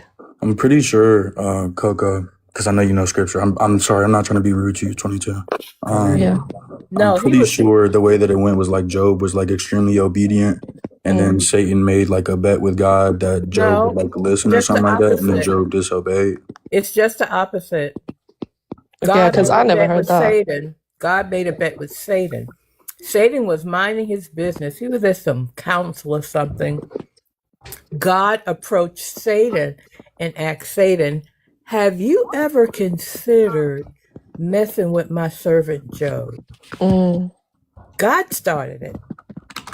And I see in Job, he was the most righteous man on earth. Yeah, I saw in Job 1 verse 1, it says that man was blameless and upright. He feared God and turned away from evil. Exactly. So he looks like a very decent. So like, okay, if you say pro good or something, like a little bit of bad and then for good. If somebody is repenting, turning away from evil, feared God, blameless and upright, and you do that to them for no, like, I don't know what you gain. For me, the way I look at it is like it's teaching Christians or indoctrinating Christians that kind of like glorifying suffering. You know what I mean? Suffering from It's God should be egotistical. good. It's You know? egotistical. Yeah, like for example, for me, an evil God will make you suffer. You know what I mean? That's what I like, an evil God. I wouldn't say a good, loving God, because there's a difference what I consider good and loving. At this point, fully aware is different to what you guys consider good and loving. When I consider somebody good and loving, I mean like good loving, like love, pure love, right? So this will not happen in a good and loving by a good and loving God. For you guys, it's like, oh well, he has his own plan. How do you know his plan? No, I could disagree. How long are you gonna wait? So when you compare possible worlds and you want a world to have all, you would prefer the world that had the most possibilities for greatness or the most good things in it. So when it comes to pro-toto goods and pro-toto evils, you quite literally can't have some of these goods without the evils. No. So the What I'm world that saying, has those goods would inherently be more valuable, even though you consider it maybe confusing because there's this evil. Look. This is what I'm saying, right? I understand that in life you need some challenges for growth, okay? Like in the real world, apart from Christianity and religion, I understand we need some difficulty, some hardship for growth, right? If we don't bring God into this.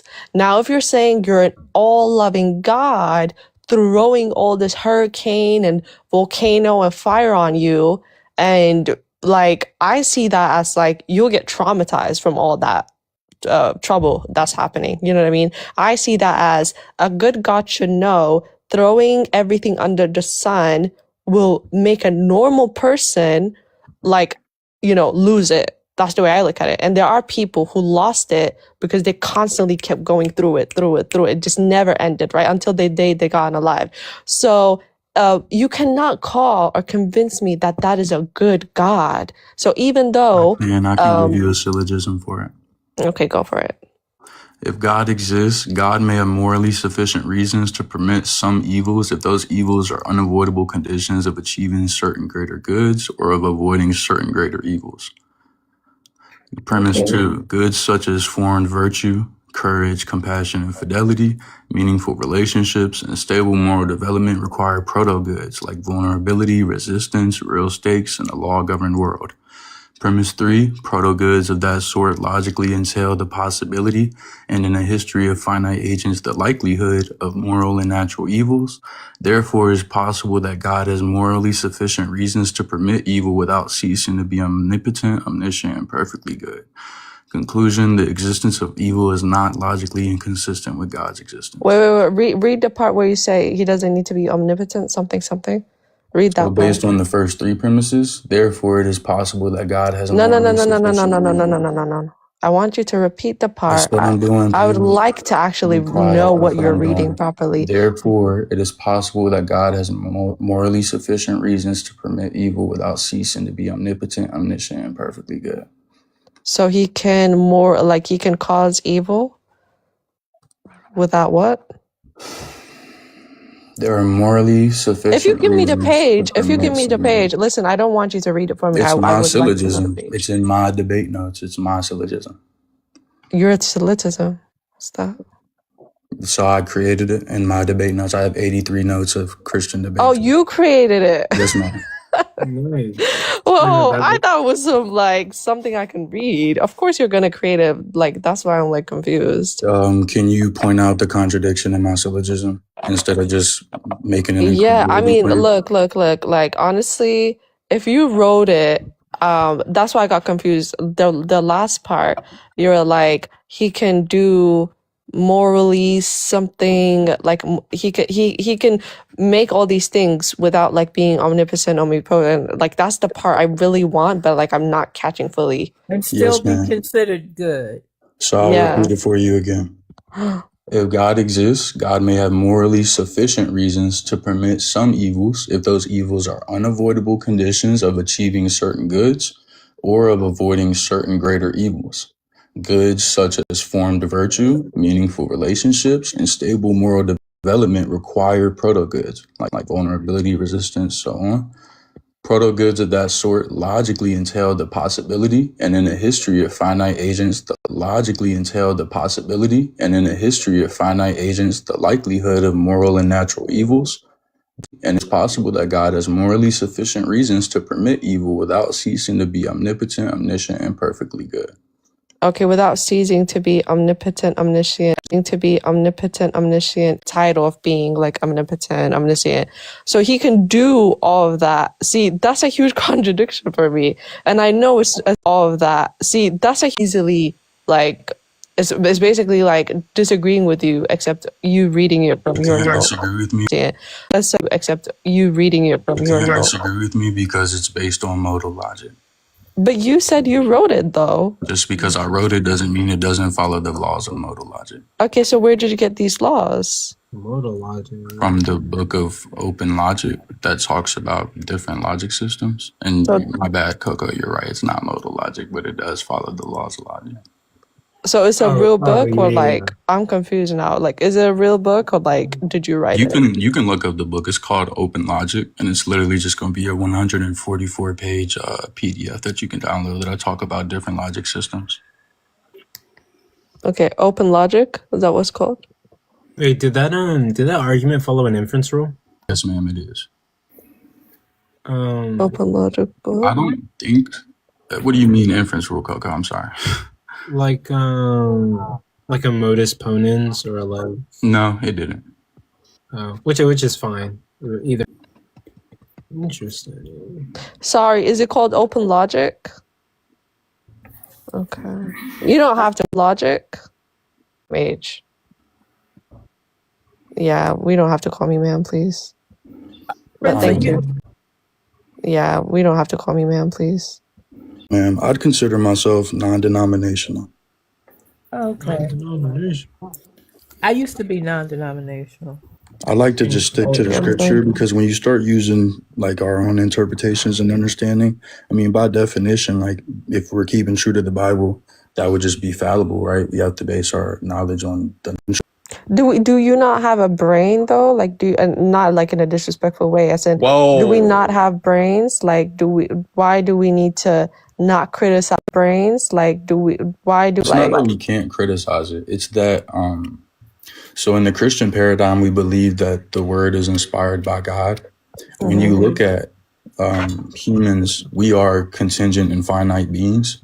So by definition, like all of our abilities are going to be limited and more likely to be fallible than like. Okay, but like when God is allowing incest, rape, and I know this means nothing to you guys, I've said it many times, I've lost hope, but when God is allowing incest, rape, like unaliving innocent people, slavery, degrading women and things like that, for me, obviously that's a part of being a wrongful God, right?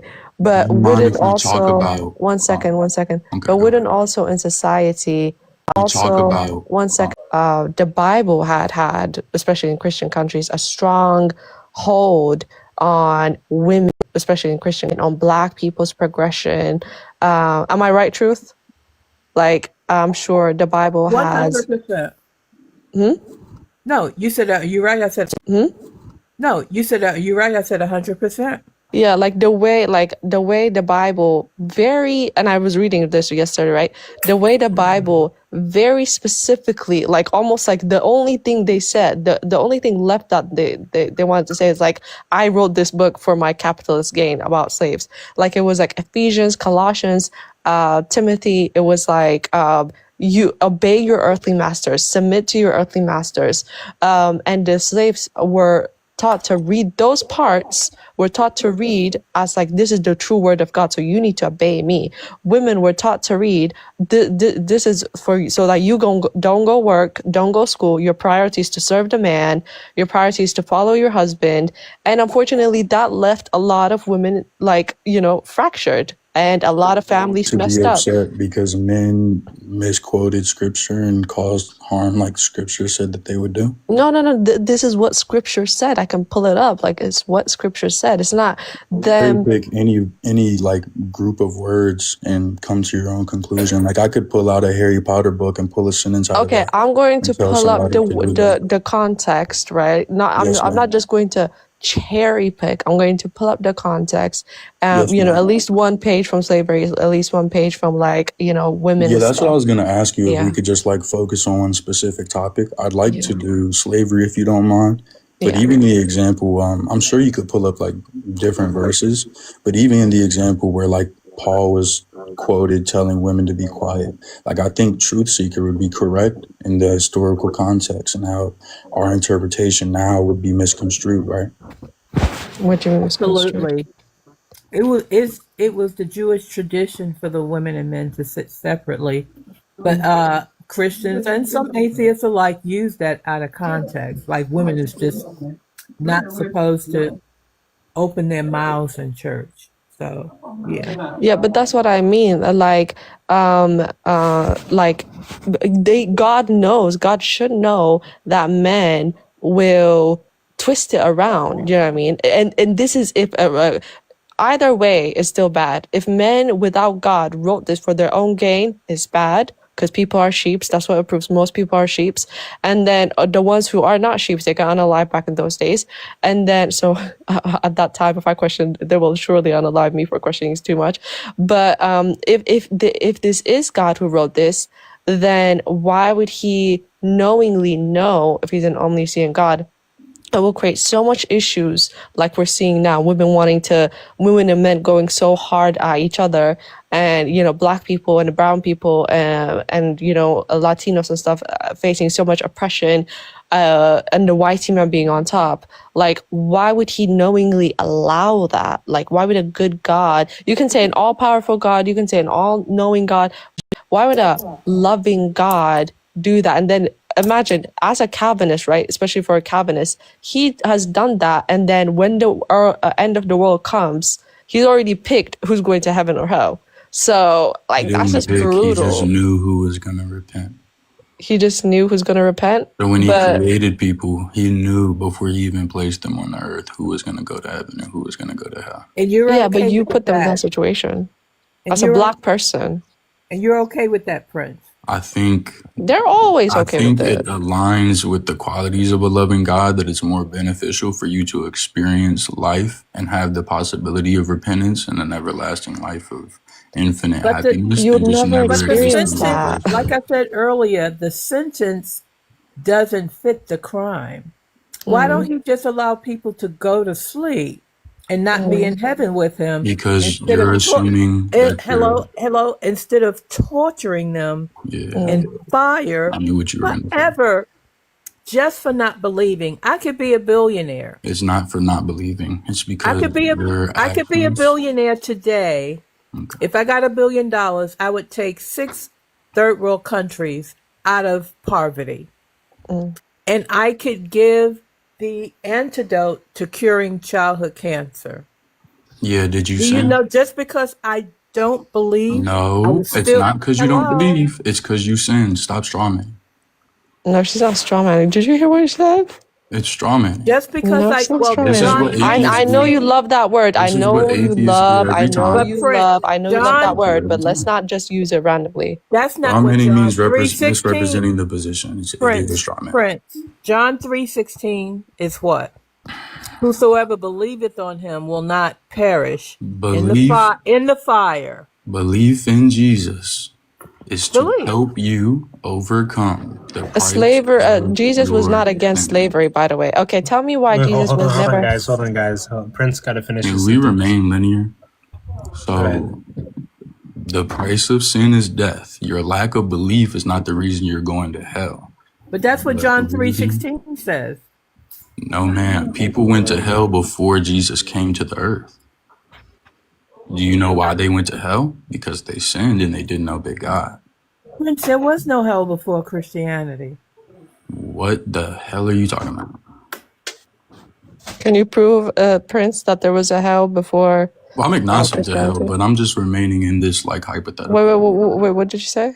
I'm agnostic to hell. I don't think that Oh, the so Bible why did you talks say about what the humans hell to going to her? hell. Why did you say what the hell to her? It Because was theoretically, like, before the Garden of Eden and Adam and Eve, Satan was kicked out of heaven and maybe in hell at some point. No, but host, he's saying when she said there was no hell before Christianity, he was like, "What the hell?" And then I said, yeah, "Can you bring because out? Can you?" And he was like, "I'm he's agnostic." So why basically did you saying that hell crucify didn't her? Too, that's exist like before Well, obviously yeah, a Christianity. figure of like speech, technically right? before Christianity, there would have been like a hell Yes, if we're thank granting you. an eternal critique. Yeah. But where is it in the Bible where it was like before Christianity? It's There is Tartarus. hell. It's Tartarus. Proverbs. It's Okay. Tartarus. I don't remember the exact verse, but it talks about either Jesus or God sending the fallen angels to So Tartarus. wait, before Jesus, he was talking about Jesus and the fallen angels. Yeah, Or it has been mentioned since the first sentence of the Bible. is it?